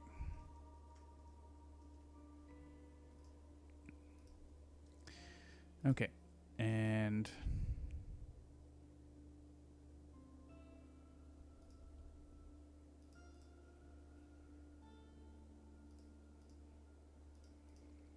that's going to be it for today, I think. So I'll update the DLL. Yeah. And this one, yeah, I don't know if that's the best way to do it either, but